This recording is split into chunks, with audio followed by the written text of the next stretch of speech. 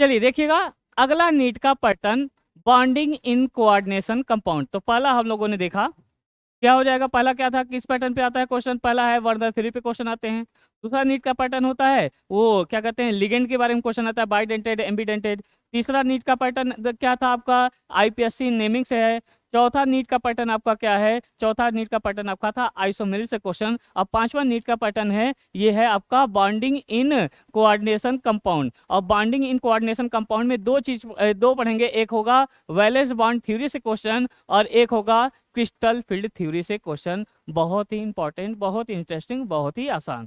तो हम क्वेश्चन से सीखते हुए आगे बढ़ेंगे। तो हम आपको ये सिखाते हुए कि क्वेश्चन में जो बात पूछेगा वो भी सिखाएंगे और जो बात नहीं पूछेगा वो भी सिखाएंगे कि आपका चैप्टर तैयार हो जाए, यहीं से क्वेश्चन लगाने से ही आपका चैप्टर तैयार हो जाए। ठीक है, तो देखते हैं नीट 2025 में, नीट 2025 में ये क्वेश्चन पूछा गया। तो क्वेश्चन पढ़िए, which of the following paramagnetic, तो इसमें से कौन सा कंपाउंड पैरामैग्नेटिक। तो पैरामैग्नेटिक कौन होता है, जिसके पास अनपेयर्ड इलेक्ट्रॉन होता है, और जिसके पास अनपेयर्ड इलेक्ट्रॉन होगा वो कैसा होगा, पैरामैग्नेटिक होगा। और जिसके पास अनपेयर्ड इलेक्ट्रॉन नहीं होगा वो कैसा होगा, डायमैग्नेटिक होगा। और कैसे पता किया जाता है कौन पैरामैग्नेटिक कौन डायमैग्नेटिक, कौन कलर होता है कौन कलरलेस होता है, किसका डायपोल मोमेंट कितना होता है, कौन स्क्वायर प्लेनर होता है, कौन टेट्राहाइड्रल होगा, कौन ऑक्टाहाइड्रल होगा, ये सब सारी बातें हम लोग सीखेंगे। तो यहाँ पे देखना, जैसे इसके बारे में पूछना है तो इसके बारे में, ये इसके पास कितना अनपेयर्ड इलेक्ट्रॉन है कि नहीं है उसी से पता चलेगा। तो थोड़ा सा हम रिवीजन कर लेते हैं, क्योंकि आपको समराइज करके बता दें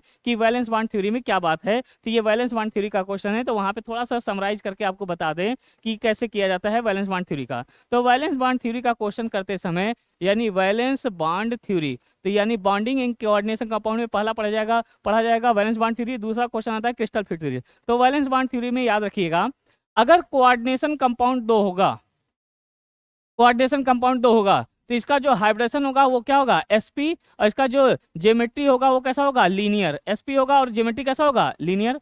अगर कोऑर्डिनेशन कंपाउंड, ये कोऑर्डिनेशन नंबर 4 होगा, तो इसका हाइब्रिडेशन क्या हो जाएगा, इसका हाइब्रिडेशन ये हो जाएगा sp3 भी हो सकता है, और क्या हो सकता है, sp3 भी हो सकता है, और क्या हो सकता है, dsp2 भी हो सकता है, sp3 और dsp2। अगर sp3 हाइब्रिडेशन होगा तो ये टेट्राहाइड्रल ज्योमेट्री होगा, और dsp2 होगा तो इसका होगा स्क्वायर प्लेनर ज्योमेट्री होगा, स्क्वायर प्लेनर ज्योमेट्री होगा। अगर कॉम्प्लेक्स कंपाउंड में कोऑर्डिनेशन नंबर 5 आएगा, कोऑर्डिनेशन नंबर 5 होगा, तो कोऑर्डिनेशन नंबर 5 में ये क्या कहते हैं, कोऑर्डिनेशन नंबर 5 में जो होगा इसका हाइब्रिडेशन आ जाएगा sp3d, क्या आ जाएगा, sp3d। और ये sp3d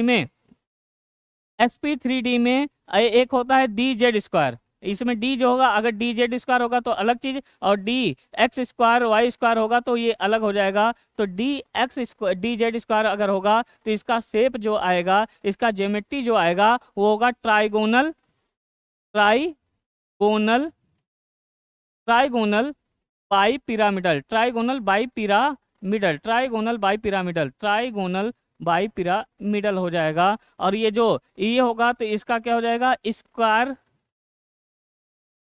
square pyramidal, square pyramidal, trigonal bi pyramidal या स्क्वायर पिरामिडल, ट्राइगोनल स्क्वायर। ये बताओ लीनियर का मतलब क्या हो जाएगा, लीनियर का मतलब ये सेंट्रल मेटल और एक लिगेंड इधर से आ जाएगा और एक लिगेंड इधर से आ जाएगा, तो ये कैसा हुआ, लीनियर। टेट्राहाइड्रल का मतलब क्या हो जाएगा आपका, ये सेंट्रल मेटल हुआ, 4 लिगेंड आएगा, अब कैसे अरेंज होगा, टेट्राहाइड्रली। तो यहाँ इसको कोऑर्डिनेट कर देगा, इसको कोऑर्डिनेट कर देगा, इसको कोऑर्डिनेट कर देगा, इसको कोऑर्डिनेट कर। स्क्वायर प्लेनर का मतलब क्या होता है कि यहाँ पे सेंट्रल मेटल होगा, 4 लिगेंड जो होगा वो स्क्वायर प्लेनर पोजीशन पे रहेगा, तो ये इसको कोऑर्डिनेट कर देगा, तो इसका कैसा आ जाएगा ज्योमेट्री, स्क्वायर प्लेनर आ जाएगा। ट्राइगोनल बाई पिरामिडल का मतलब क्या होता है, ट्राइगोनल बाई पिरामिडल का मतलब होता है यहाँ पे, तो ट्राइगोनल बाई पिरामिडल का मतलब हो जाएगा, तो ट्राइगन ये सेंट्रल मेटल 3 लिगेंड को ऐसे ट्राइंगल पे बैठाएंगे तो ये क्या हो जाएगा, ट्राइगोनल, ये क्या हो जाएगा ट्राइगोनल, और 2 लिगेंड को ऐसे एक्सियल से लाएंगे तो ये क्या हो जाएगा, bi pyramidal, trigonal bi pyramidal. अच्छा, स्क्वायर पिरामिडल क्या होगा, जैसे 5 लोग हैं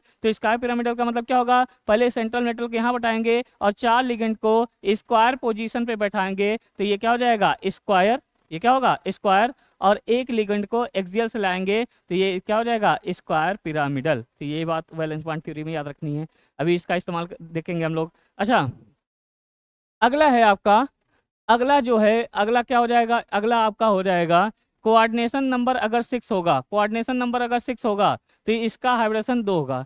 तो ये इसका हाइब्रिडेशन ये जो जैसे होगा, एक हो सकता है sp3d, क्या होगा sp3d2, अगर एक हो जाएगा d2sp3, d2sp3 हो जाएगा। अच्छा sp3d2 होगा तो ये क्या होगा आपका, ये ऑक्टाहाइड्रल, क्या होगा, कैसा होगा, ऑक्टाहाइड्रल, ये हो जाएगा ऑक्टाहाइड्रल, ये आपका हो जाएगा ऑक्टाहाइड्रल, या इसी को आप बोल सकते हैं स्क्वायर बाई पिरामिडल। कैसा होता है, square bi pyramidal, square bi pyramidal, square bi pyramidal, ये बात ध्यान रखिएगा, स्क्वायर बाई पिरामिडल। अच्छा ये d2sp3 होगा तो ये भी ऑक्टाहाइड्रल होगा, ये भी आपका ऑक्टाहाइड्रल ही होगा, ये ऑक्टाहाइड्रल होगा, या इसे क्या बोल सकते हैं, square pyramidal, square pyramidal, square pyramidal कह देंगे। अच्छा अंतर क्या है इन दोनों में, अंतर दोनों का तो ऑक्टाहाइड्रल ही होगा। अच्छा ये बाहर की तरफ डी लगा है, बाद में डी लगा है, ये पहले डी लगा है तो ये बाद में डी लगेगा, तो इसको बोल देंगे आउटर डी कॉम्प्लेक्स। कैसा कॉम्प्लेक्स, आउटर डी कॉम्प्लेक्स। कैसा कॉम्प्लेक्स बोला जाएगा,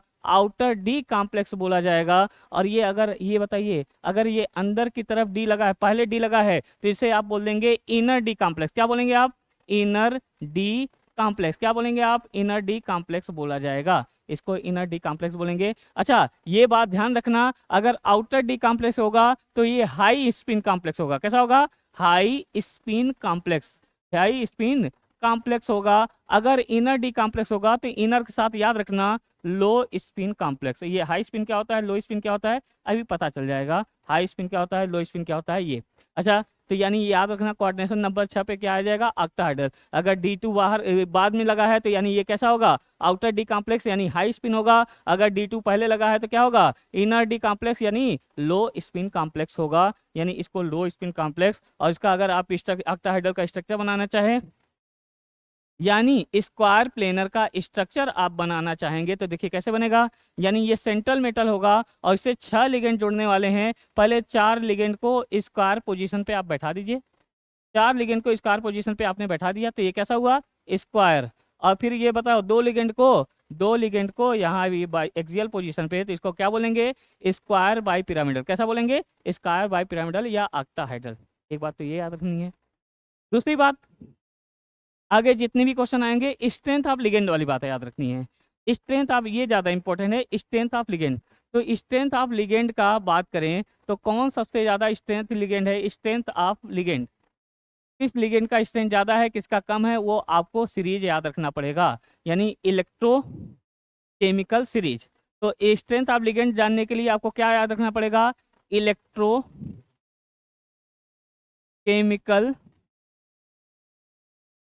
सीरीज, इलेक्ट्रोकेमिकल सीरीज।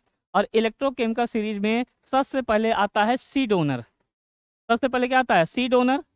सी डोनर वाले लिगेंड आएंगे, फिर क्या आएगा आपका, एन डोनर वाले लिगेंड आएंगे। सी डोनर के बाद क्या होगा, एन डोनर लिगेंड आएंगे। फिर एन डोनर लिगेंड के बाद क्या हो जाएगा, ओ डोनर वाले लिगेंड आएंगे। फिर उसके बाद ये एक्स डोनर वाले लिगेंड आएंगे। तो यानी इलेक्ट्रोकेमिकल सीरीज आपका लिगेंड के याद होना चाहिए, कौन स्ट्रांग लिगेंड की तरह काम करेगा, कौन वीक लिगेंड की तरह काम करेगा। अभी सारे क्वेश्चन में इसी का इस्तेमाल करेंगे।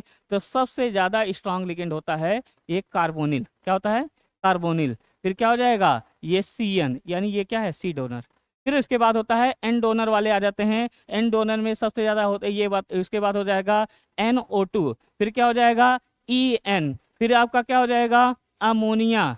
फिर आपका क्या हो जाएगा, एन डोनर में EDTA, EDTA। फिर उसके बाद क्या हो जाएगा आपका NCS, क्या हो जाएगा, NCS, ठीक है, आइसोथायोसाइनेट। अच्छा NCS हो जाएगा तो ये आपका हो जाएगा ये सी डोनर, और ये क्या हो जाएगा, एन डोनर। फिर एन डोनर के बाद आपका आ जाएगा ओ डोनर। क्या आ जाएगा, ओ डोनर में आ जाएगा सबसे पहले आगे आ जाएगा वाटर। वाटर के बाद आपका आ जाएगा ऑक्सिलेट। वाटर के बाद क्या आ जाएगा, ऑक्सिलेट आ जाएगा। फिर क्या आ जाएगा आपका हाइड्रोक्साइड। क्या आ जाएगा, हाइड्रोक्साइड, यानी ओ डोनर। और ओ डोनर के बाद एक्स डोनर आ जाएगा। और एक्स डोनर में क्या आ जाएगा, एक्स डोनर में आपका हो जाएगा पीछे से आई, बर्बादी, सचिन, क्लास से फरार। आई, बर्बादी, सचिन, क्लास से फरार। तो यानी ये क्या हो जाएगा, एक्स डोनर हो जाएगा, यानी ये electrochemical series strength of ligand. और इसमें कौन, ये सबसे ज़्यादा स्ट्रेंथ ऑफ लिगेंड किसका होता है, कार्बोनिल। उससे कम ये क्या हो जाएगा, साइनाइड। इसके बाद क्या होगा, नाइट्रो। फिर उसके बाद क्या होगा, एथिलीन डाइमीन। फिर क्या होगा, अमोनिया। फिर क्या होगा, एडीटीए। फिर क्या होगा, थायोसाइनेट, वाटर, ऑक्सलेट, हाइड्रोक्साइड। फिर क्या हो जाएगा, फ्लोराइड। फिर क्या होगा, सल्फाइड। ये क्या हो जाएगा, क्लोराइड। ये आइसोथायोसाइनेट। फिर क्या होगा, ब्रोमाइड। और क्या हो जाएगा, आयोडाइड। ये याद रखना है। और खास बात ये है, तो खास बात ये है कि ये आयोडाइड के ऊपर कितना चार्ज होता है, -1, तो एनायनिक लिगेंड। ब्रोमाइड के ऊपर कितना चार्ज होता है, -1, एनायनिक लिगेंड। अच्छा, ये आइसोथायोसाइनेट के पास कितना होता है, थायोसाइनेट के पास कितना होता है, -1, क्या हो जाएगा, ये एनायनिक लिगेंड। क्लोराइड के ऊपर कैसा होता है, -1, एनायनिक लिगेंड। सल्फाइड के ऊपर कितना होता है, -2, एनायनिक लिगेंड। फ्लोराइड के ऊपर कितना होता है, -1, एनायनिक लिगेंड। अच्छा, हाइड्रोक्साइड के ऊपर कितना चार्ज आता है, -1, एनायनिक लिगेंड। ये ऑक्सलेट के ऊपर कितना चार्ज आता है, -2, एनायनिक लिगेंड। अच्छा, वाटर के ऊपर कोई चार्ज नहीं आता तो न्यूट्रल लिगेंड। अच्छा, ये थायोसाइनेट के ऊपर कितना आ जाता है, ये -1, यानी एनायनिक लिगेंड। ईडीटीए के ऊपर कितना चार्ज आता है, -4, यानी एनायनिक लिगेंड। अमोनिया जो होता है न्यूट्रल होता है, यानी न्यूट्रल लिगेंड, कोई चार्ज नहीं आता है। एथिलीन डायमीन न्यूट्रल लिगेंड होता है, इस वजह से कोई चार्ज नहीं आता है। ये नाइट्रो के ऊपर क्या आ जाता है, -1, यानी एनायनिक लिगेंड। अच्छा, साइनाइड के ऊपर क्या आता है, -1, एनायनिक लिगेंड। और कार्बोनिल कैसा होता है, न्यूट्रल लिगेंड होता है। अगली बात ये, फिर उसके बाद ये बात ध्यान रखनी है, ये क्या हो जाएगा, सी डोनर। फिर क्या हो जाएगा, एन डोनर। फिर ओ डोनर। फिर क्या होगा, ये आपका एक्स डोनर।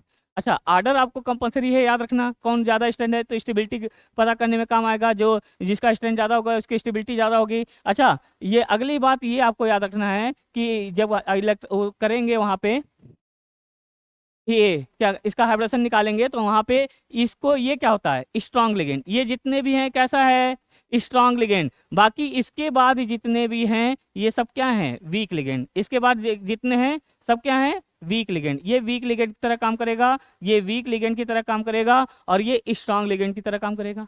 अच्छा, खास बात ये तो ये बताओ, ये सब क्या है, स्ट्रॉन्ग लिगेंड। कैसा है, स्ट्रॉन्ग। और ईडीटीए के बाद क्या है, सब वीक लिगेंड। मगर खास बात ये अमोनिया जनरली कैसा होता है, स्ट्रॉन्ग लिगेंड। अमोनिया जनरली कैसा होता है, स्ट्रॉन्ग लिगेंड। मगर 4 लोगों के केस में ये वीक लिगेंड की तरह काम करेगा अमोनिया। वो 4 लोग कौन है, आयरन के ऊपर +2, मैग्नीज के ऊपर +2, और फिर क्या हो जाएगा, निकिल के ऊपर +2, और फिर क्या हो जाएगा, ये क्रोमियम के ऊपर +2। अगर ये लगा होगा तो ये अमोनिया इन लोगों के साथ वीक लिगेंड की तरह काम करता है। जनरली अमोनिया स्ट्रांग लिगेंड होता है, मगर इनके साथ जो होता है ये एमीन बोला जाता है। इसको क्या बोला जाता है, एमीन। ये पढ़ने की सुविधा के लिए अमोनिया बोल दे रहे हैं, NH3 है तो इसको एमीन पढ़ा जाता है। इसमें डबल एम आता है, ठीक है। अच्छा देखना, तो जनरली ये कैसा होता है, स्ट्रॉन्ग लिगेंड, मगर इनके साथ कैसा होगा, वीक लिगेंड की तरह काम करेगा। अच्छा, और क्या खास बात है, जनरली वाटर और ऑक्सलेट जो होता है ये वीक लिगेंड होता है। कैसा होता है, वीक लिगेंड। मगर कोबाल्ट +3 के साथ ये काम करेगा स्ट्रॉन्ग लिगेंड की तरह। ये बात भी याद रखना। जनरली वाटर और ऑक्सलेट कैसा होता है, वीक लिगेंड होता है, मगर कोबाल्ट +3 के साथ कैसा काम करेगा, स्ट्रॉन्ग लिगेंड की तरह। अच्छा, एक और खास बात, जैसे ये फ्लोराइड आयन जो होता है ये वीक लिगेंड होता है, मगर निकिल के ऊपर +4 के साथ ये स्ट्रॉन्ग लिगेंड की तरह काम करता है। कैसे काम करता है, स्ट्रॉन्ग लिगेंड। ये बहुत ही इंपॉर्टेंट, बहुत ही ज़्यादा इंपॉर्टेंट। सबसे ज़्यादा कार्बोनिल, फिर साइनाइड, फिर ये क्या हो जाएगा, नाइट्रो, फिर ईएन, फिर क्या हो जाएगा, अमोनिया। ये सब क्या है, स्ट्रॉन्ग लिगेंड। बाकी इसके बाद क्या है, वीक लिगेंड। इसका सीक्वेंस याद होना चाहिए। अमोनिया जनरली क्या होता है, स्ट्रॉन्ग लिगेंड, मगर इन 4 लोगों को फिर मैं नहीं करूंगा। इन 4 लोगों के साथ क्या होता है, वीक लिगेंड। ये वाटर और ऑक्सलेट जनरली क्या होता है, वीक लिगेंड, मगर कोबाल्ट +3 के साथ कैसा काम करेगा, स्ट्रॉन्ग लिगेंड की तरह। ये फ्लोराइड जो होता है जनरली कैसा होता है, वीक लिगेंड, मगर निकिल +4 के साथ क्या होता है, स्ट्रॉन्ग लिगेंड। दे रहे हैं। अच्छा, कुछ और बात जैसे यहाँ पे कुछ और बात देखना, कुछ और बात क्या होगा, तो कुछ और बात ये है कि यहाँ बताओ, निकिल अगर +2 के फॉर्म में है तो वहाँ पे जो DMG इसके साथ लगा रहेगा, DMG, तो ये स्ट्रॉन्ग लिगेंड की तरह काम करेगा। कैसे काम करेगा, ये जो DMG डाईमेथिल ग्लाइऑक्सामेट जो होता है एनायनिक लिगेंड होता है, सिमेट्रिकल बाइडेंटल लिगेंड होता है। ये निकिल +2 के साथ ये आपका स्ट्रॉन्ग लिगेंड की तरह काम करता है। क्लियर है। अच्छा, अगली खास बात ये याद रखना, जितनी भी पाई डोनेटिंग लिगेंड है, पाई डोनेटिंग लिगेंड, जितने भी पाई डोनेटिंग लिगेंड है, पाई डोनेटिंग जितने भी लिगेंड है वो आपका काम करेगा, पाई डोनेटिंग लिगेंड जितने भी होंगे वो आपका काम करेगा स्ट्रांग लिगेंड की तरह। पाई डोनेटिंग लिगेंड जितने भी होंगे वो स्ट्रांग लिगेंड की तरह काम करेंगे। और पाई डोनेटिंग लिगेंड में मैंने आपको क्या बताया था, जैसे ये क्या होगा C2H4, और ये बताइए यहाँ पे ईटा, ये 2 कार्बन है तो यहाँ पे क्या हो जाएगा पावर 2।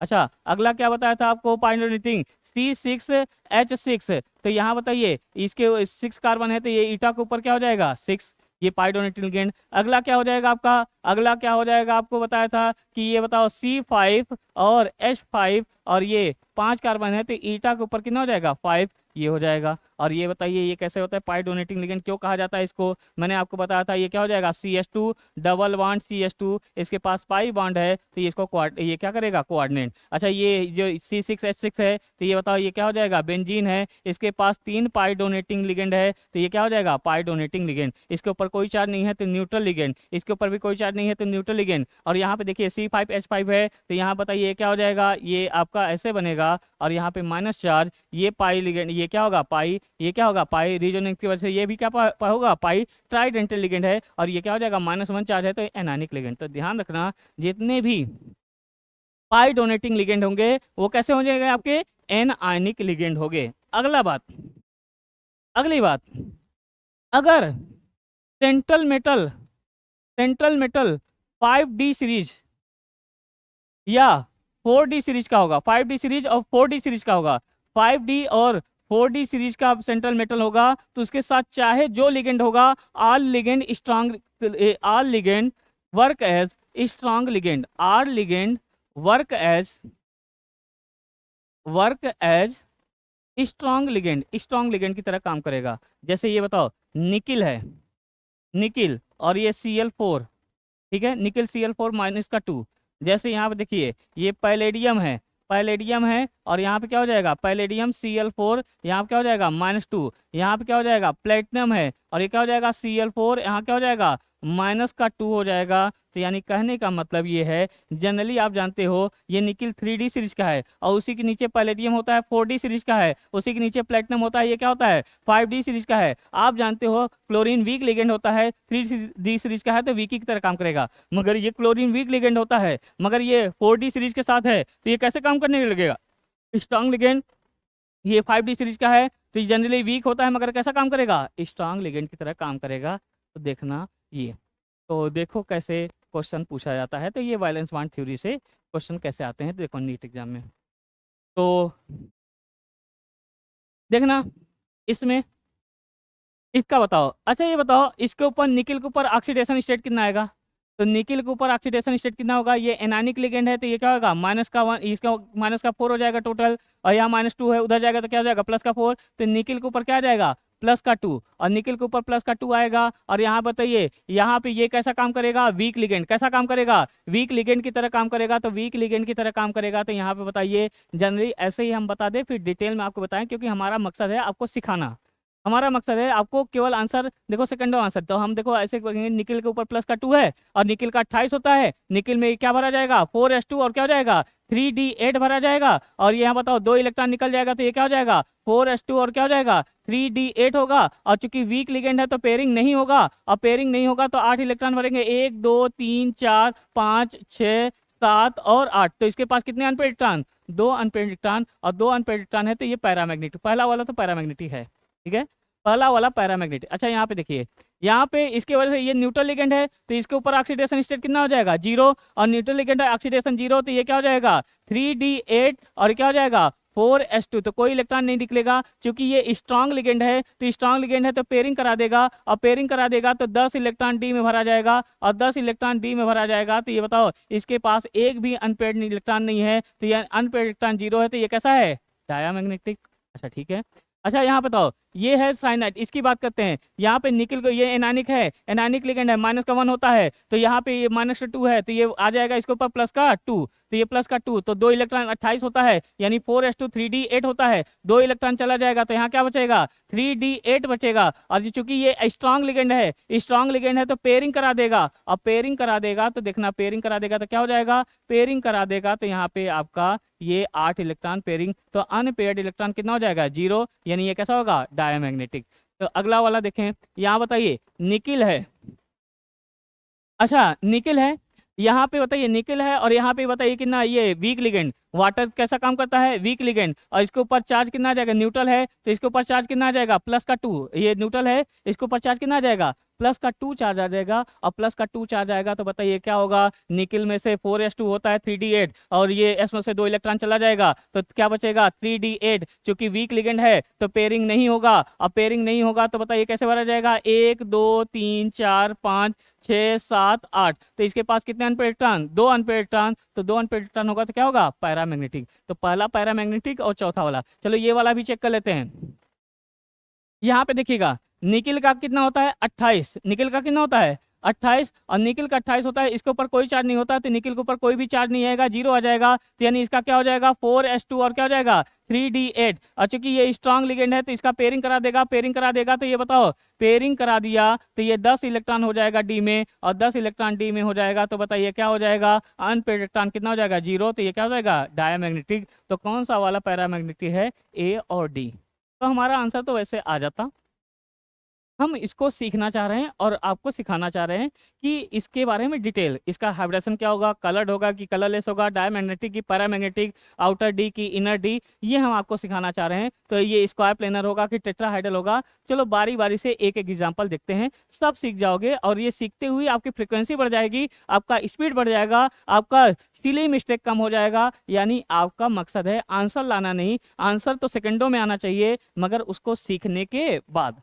तो यहाँ पे देखो, चलो सीखते हैं एक एक का, बारी बारी से इसका पोस्टमार्टम करते हैं। बताओ ये इसका हमें बताना है, इसके बारे में डिटेल बताना है, इसका क्या है, निकिल Cl4 वैलेंस 1 3, तो बताओ एक एक करते हैं, क्योंकि हम सीख रहे हैं, हमारा मकसद है सीखना और पैटर्न पता करना। तो चलो इसके बारे में देखो कैसे किया जाएगा।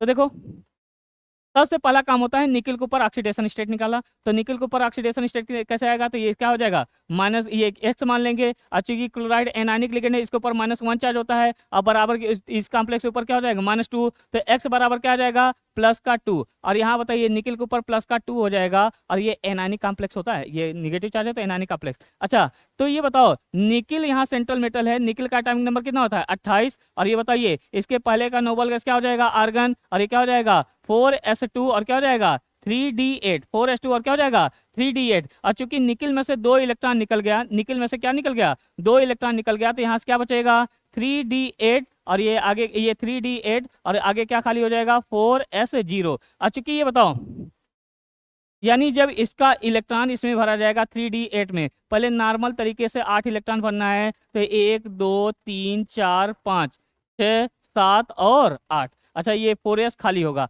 और चूंकि यहाँ पे देखना होता है ये वीक लिगेंड है कि स्ट्रांग लिगेंड, तो ये बताइए ये कैसा है वीक लिगेंड, और वीक लिगेंड होगा तो पेयरिंग नहीं होगा, और पेयरिंग नहीं कराएंगे तो इसके पास अनपेड इलेक्ट्रॉन कितना हो जाएगा 2, तो ये अनपेड इलेक्ट्रॉन 2। अच्छा यहाँ पे कितने लिगेंड लगे हैं 4, यानी 4 हमें भरने पड़ेंगे, तो इसके आगे क्या खाली होगा 4p खाली होगा, क्या खाली होगा 4p, और p में कितने ऑर्बिटल होते हैं 3, तो यहाँ से बताइए यहाँ से 4 लिगेंड आने वाले हैं, एक s में जाएगा और 3 p में जाएगा, तो इसका हाइब्रिडेशन क्या हो जाएगा sp3, इसका हाइब्रिडेशन क्या हो जाएगा sp3, इसकी ज्योमेट्री कैसा हो जाएगा टेट्राहाइड्रल, और इस कंपाउंड का अनपेड इलेक्ट्रॉन कितना हो जाएगा, ये अनपेड इलेक्ट्रॉन कितना होगा 2, अगर अनपेड इलेक्ट्रॉन 2 है तो इसका मैग्नेटिक मोमेंट कैसे निकाला जाएगा, मैग्नेटिक मोमेंट का फार्मूला होता है, मैग्नेटिक मोमेंट का फार्मूला होता है n ब्रैकेट में n+2, ठीक है, इसमें रखेंगे तो ये कितना आ जाएगा 2, ये 2 दूनी 4 2 6, ये 2 दूनी 4 2 8। अच्छा मैंने वैसे ही बताया है, अगर अनपेड इलेक्ट्रॉन 1 है तो 1 के साथ कितना लगा दोगे 73 बोहर मैग्नेट्रॉन,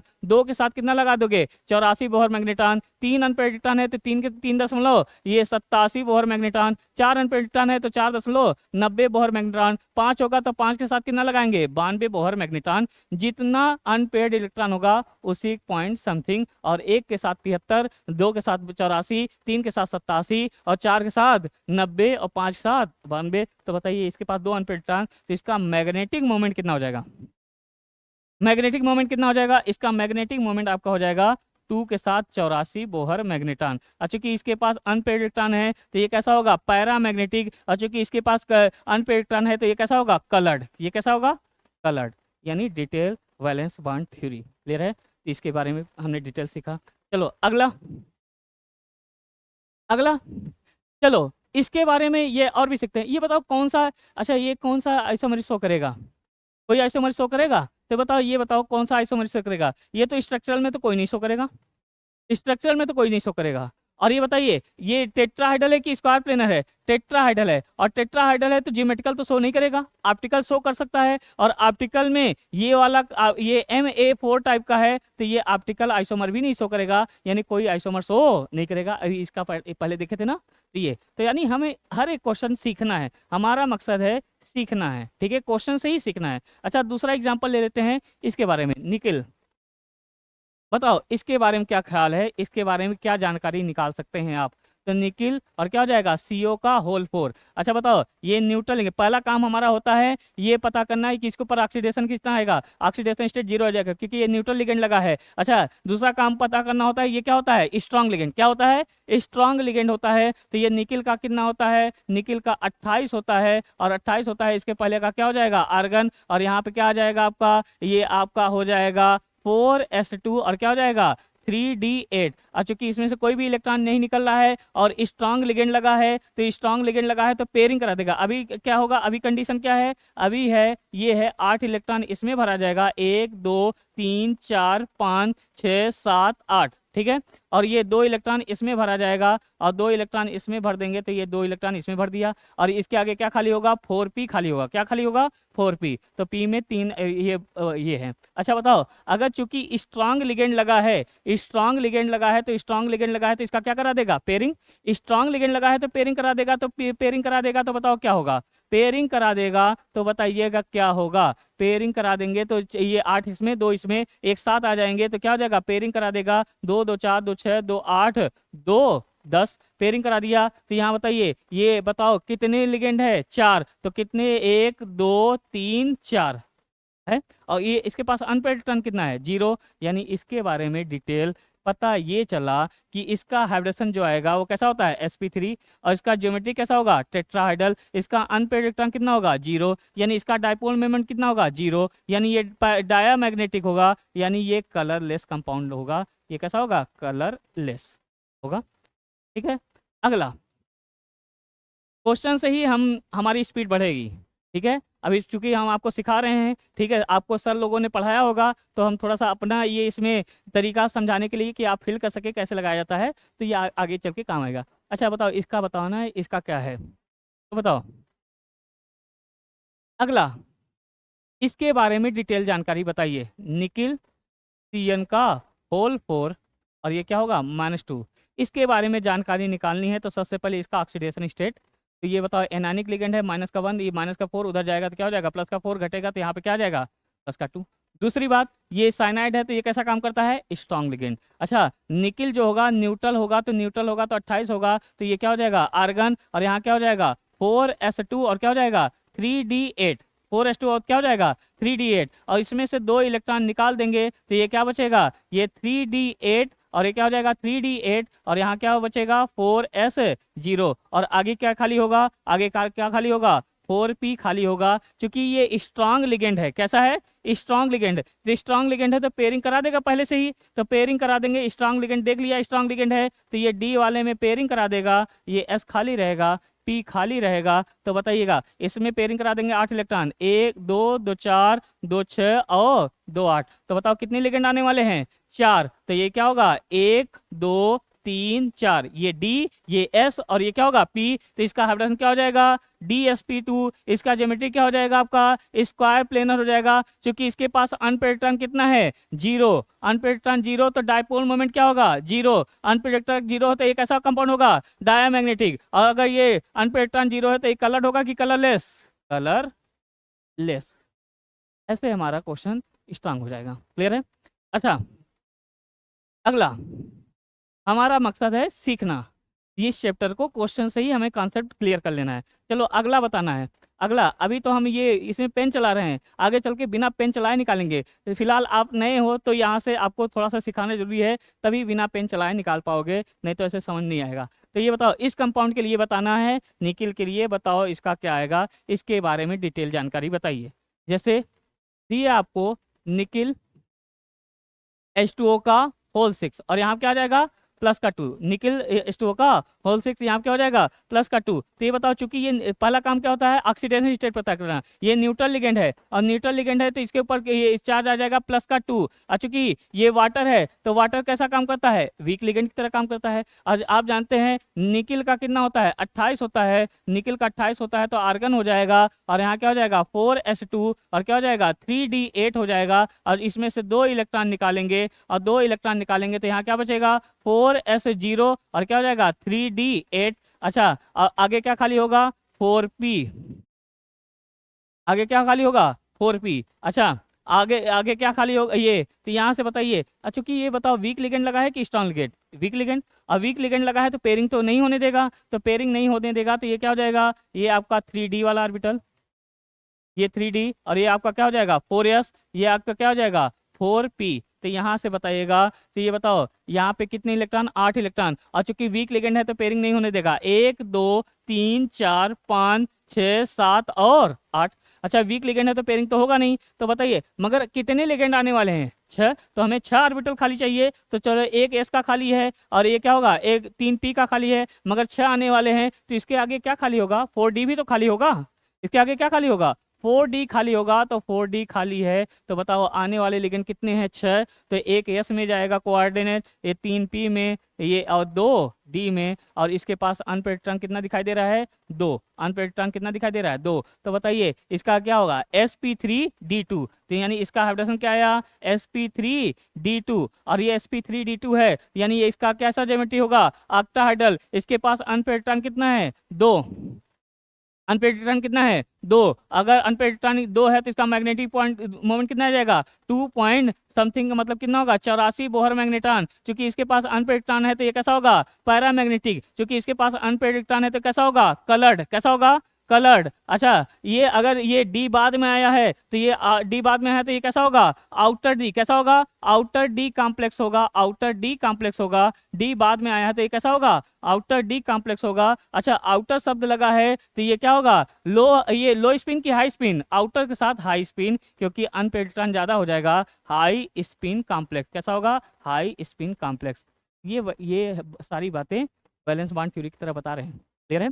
ये अगला तो देखना हम सारी बातें निकाल रहे हैं तो ऐसे हमारे ये स्पीड बढ़ जाएगा। जब आगे क्वेश्चन देखेंगे तो आपका इमेजिन होगा, पेन भी नहीं उठाना पड़ेगा, आपका आंसर आ जाएगा। जैसे इसके बारे में बताइए, ये है तो इस कंपाउंड का इसके बारे में डिटेल जानकारी दीजिए। तो इसके बारे में डिटेल जानकारी क्या होगा, निकिल है, यहाँ क्या है निकिल, और क्या होगा ट्राइफेनिल फास्फिन, निकिल है क्या होगा ट्राइफेनिल फास्फिन लगा है। अच्छा ट्राइफेनिल फास्फिन के ऊपर कोई चार्ज तो होता नहीं, ये ट्राइफेन, तो पहला काम हमारा होता है चार्ज निकालना, तो ये न्यूट्रल लिगेंड है, न्यूट्रल लिगेंड है तो इसके ऊपर कोई चार्ज नहीं आएगा। और ट्राइफेनिल फास्फिन जो होता है, ट्राइफेनिल फास्फिन जो होता है पाई एक्सेप्टिंग लिगेंड होता है, पाई एक्सेप्टिंग है तो ये स्ट्रॉन्ग लिगेंड की तरह काम करेगा। अच्छा निकिल का कितना होता है 28, निकिल का कितना होता है 28, तो इसके पहले का आर्गन और यहाँ क्या भरा जाएगा 4s2 और क्या हो जाएगा 3d8, क्योंकि ये स्ट्रॉन्ग लिगेंड है ये 3d8, और चूंकि ये स्ट्रॉन्ग लिगेंड है तो स्ट्रॉन्ग लिगेंड है तो बताओ क्या होगा पेयरिंग करा देगा। और यहाँ पे क्या इसके आगे क्या खाली होगा, इसके आगे क्या खाली होगा, इसके आगे 4p खाली होगा, इसके आगे क्या खाली होगा 4p। तो ये बताओ ये आपका 3d हो जाएगा और ये आपका क्या हो जाएगा 4s और ये आपका क्या हो जाएगा 4p, और 4 ही लिगेंड आने वाले हैं। तो बताइए ये स्ट्रॉन्ग लिगेंड है तो पेयरिंग करा देगा, तो 8 2 10 एक साथ आ जाएंगे तो ये पेयरिंग करा देगा 2 2 4 2 6 2 8 2 10। आने वाले लिगेंड कितने हैं 4, यानी 4 ऑर्बिटल चाहिए, एक का s और 3p इस्तेमाल करेगा। यहाँ से बताइएगा, यहाँ से बताइए इसका हाइड्रोजन क्या जाएगा sp3 और इसका ज्योमेट्री कैसा हो जाएगा टेट्राहाइड्रल, और इसके पास अनपेड इलेक्ट्रॉन कितना है 0, इसका डायपोल मोमेंट क्या हो जाएगा 0। अच्छा ये कैसा हो जाएगा डायमैग्नेटिक, और कैसा हो जाएगा कलरलेस, कैसा हो जाएगा कलरलेस, यानी ये क्लियर है। यानी हर आपको एनसीईआरटी का और ये क्या एनसीईआरटी का एक एक कॉम्प्लेक्स कंपाउंड के बारे में डिटेल जानकारी रख लेना है। उसका आईपीएससी नेम क्या होगा, उसका आइसोमेरिज्म क्या होगा, उसका हाइड्रेशन क्या होगा, उसका ज्योमेट्री क्या होगा, उसके पास अनपेड इलेक्ट्रॉन कितने हैं, वो डायमैग्नेटिक होगा कि पैरामैग्नेटिक होगा, कलर होगा कि कलरलेस। क्लियर है, ये होता है प्रैक्टिस करने का मतलब। ठीक है, तो इसका आंसर कौन हो जाएगा, पहले और चौथे में अनपेड इलेक्ट्रॉन है तो यानी पहला और चौथा वाला ए और डी वाला आपका क्या हो जाएगा ये पैरामैग्नेटिक, बाकी वो तीनों क्या है, डायमैग्नेटिक। ठीक है, चलिए अगला क्वेश्चन, नीट 2025। अगला क्वेश्चन है नीट 2025 का क्वेश्चन है, और the correct order of wavelength light absorb by the following. तो ये बताओ करेक्ट ऑर्डर बताना है। तो करेक्ट ऑर्डर कैसे पता चलेगा, वेवलेंथ का ऑर्डर बताना है। अब वेवलेंथ का ऑर्डर बताना है तो एनर्जी चाहिए, एनर्जी पता करना पड़ेगा। एनर्जी कैसे पता चलेगा, ऑक्टाहेड्रल एनर्जी से पता चलेगा। ऑक्टाहेड्रल एनर्जी से क्या पता चल जाएगा, स्ट्रेंथ ऑफ लिगेंड से पता चल जाएगा। तो देखिए अगर आपको वेवलेंथ का ऑर्डर बताना है तो सबसे पहले एनर्जी का ऑर्डर पता करना पड़ेगा, यानी क्रिस्टल फील्ड थ्योरी पे आ गए। तो देखना, तो एनर्जी बराबर क्या होता है, एनर्जी बराबर क्या होता है, ई बराबर एच सी अपान लेमडा, यानी एनर्जी जो होता है इनवर्सली प्रोपोर्शनल टू वेवलेंथ। अगर वेवलेंथ बढ़ेगा तो एनर्जी घटेगा। और एनर्जी कैसे पता चलेगा, एनर्जी का ऑर्डर कैसा पता चलेगा, स्टेबिलिटी से। कैसे पता चलेगा, स्टेबिलिटी। और स्टेबिलिटी ऑफ कॉम्प्लेक्स कैसा पता चलेगा, स्टेबिलिटी ऑफ कॉम्प्लेक्स कैसा पता चलेगा, स्टेबिलिटी ऑफ कॉम्प्लेक्स पता चलता है क्रिस्टल फील्ड स्प्लिटिंग एनर्जी से। और क्रिस्टल फील्ड स्प्लिटिंग एनर्जी कैसे पता चलेगा, ऑक्टाहाइड्रल एनर्जी से। और ऑक्टाहाइड्रल एनर्जी से क्या पता चल जाएगा, स्ट्रेंथ ऑफ लिगेंड से। अगर जिस लिगेंड का स्ट्रेंथ ज्यादा होगा, जिस लिगेंड का स्ट्रेंथ ज्यादा होगा, जिस लिगेंड का स्ट्रेंथ ज्यादा होगा, स्ट्रेंथ ऑफ लिगेंड, जिस लिगेंड का स्ट्रेंथ ज्यादा होगा उसका क्या होगा, ऑक्टाहाइड्रल एनर्जी ज्यादा होगा, यानी क्रिस्टल फील्ड एनर्जी ज्यादा होगा, यानी उसकी स्टेबिलिटी ज्यादा होगी। अगर स्टेबिलिटी, ये बताओ क्रिस्टल फील्ड स्प्लिटिंग एनर्जी ज्यादा, तो एनर्जी ज्यादा होगा, एनर्जी ज्यादा होगा तो वेवलेंथ कम होगा।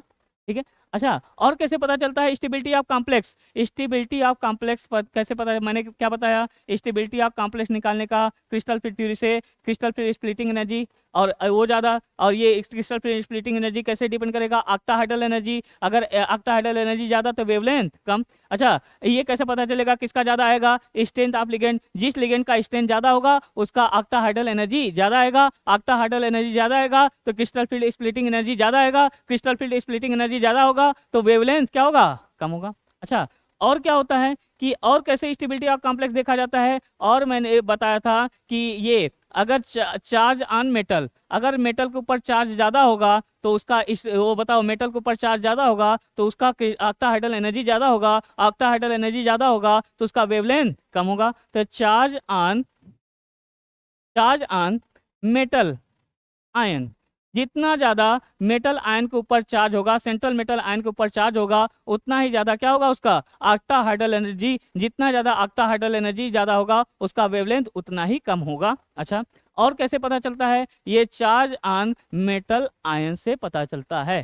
क्लियर है ये बात भी। और कैसे पता चलता है ऑक्टाहाइड्रल एनर्जी, अगर ये 5D सीरीज का ये है 4D सीरीज का, फिर क्या हो जाएगा 3D सीरीज का मेटल होगा। तो ये बताइए जैसे निकिल का कॉम्प्लेक्स है, और ये निकिल के नीचे क्या होता है, पैलेडियम का कॉम्प्लेक्स हो जाए, और पैलेडियम के नीचे क्या होता है, प्लेटिनम का कॉम्प्लेक्स हो जाए, तो किसकी स्टेबिलिटी ज़्यादा होगी, प्लेटिनम का, क्योंकि इसका क्या होगा, ऑक्टाहाइड्रल एनर्जी ज़्यादा होगा। क्यों होगा, क्योंकि ये 5D सीरीज का है, 5D सीरीज का है तो इसका ऑक्टाहाइड्रल एनर्जी ज़्यादा होगा, ऑक्टाहाइड्रल एनर्जी ज़्यादा होगा तो स्टेबिलिटी ज़्यादा होगा। ये 5D सीरीज का है तो इसका क्या होगा, ऑक्टाहाइड्रल एनर्जी ज़्यादा होगा, ऑक्टाहाइड्रल एनर्जी ज़्यादा होगा तो इसका ये क्या कहते हैं, वेवलेंथ कम होगा। क्लियर है, तो सारा खेल इस पे टिका है। अच्छा एक चीज़ और, एक होता है ऑक्टाहाइड्रल एनर्जी और एक होता है टेट्राहाइड्रल एनर्जी। जो ऑक्टाहाइड्रल और टेट्राहाइड्रल में कौन ज्यादा होता है, ये टेट्राहाइड्रल एनर्जी बराबर होता है 4/9 ये ऑक्टाहाइड्रल एनर्जी। यानी कहने का मतलब यहाँ से निष्कर्ष निकला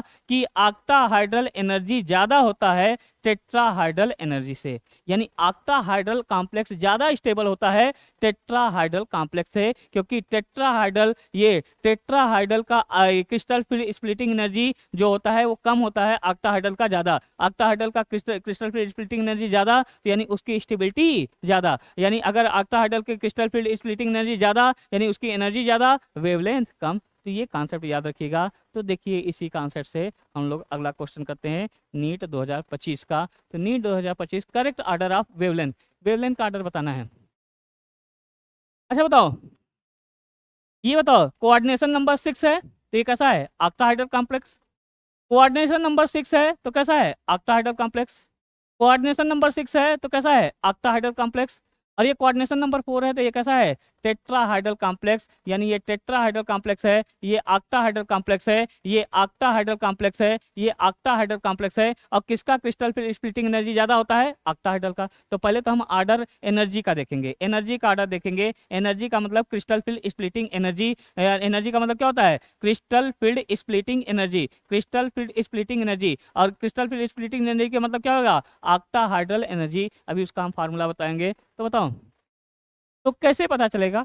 तो पता चलेगा तो पहले तो इन चारों में ये तो पीछे जाएगा, क्योंकि ये टेट्राहाइड्रल एनर्जी, ये ऑक्टाहाइड्रल। अच्छा ऑक्टाहाइड्रल में कैसे पता चलेगा? अच्छा चार्ज देख लेते हैं, इसके ऊपर भी क्या हो जाएगा? प्लस का 3 चार्ज, इसके ऊपर भी क्या आ जाएगा? प्लस का 3 चार्ज, और इसके ऊपर भी चार्ज आएगा, क्या आ जाएगा? प्लस का 3 चार्ज। चार्ज से तो नहीं पता चलेगा, तो स्ट्रेंथ ऑफ लिगेंड से पता चलेगा। अच्छा अमोनिया, साइनाइड और वाटर में सबसे ज्यादा आगे कौन होता है? साइनाइड।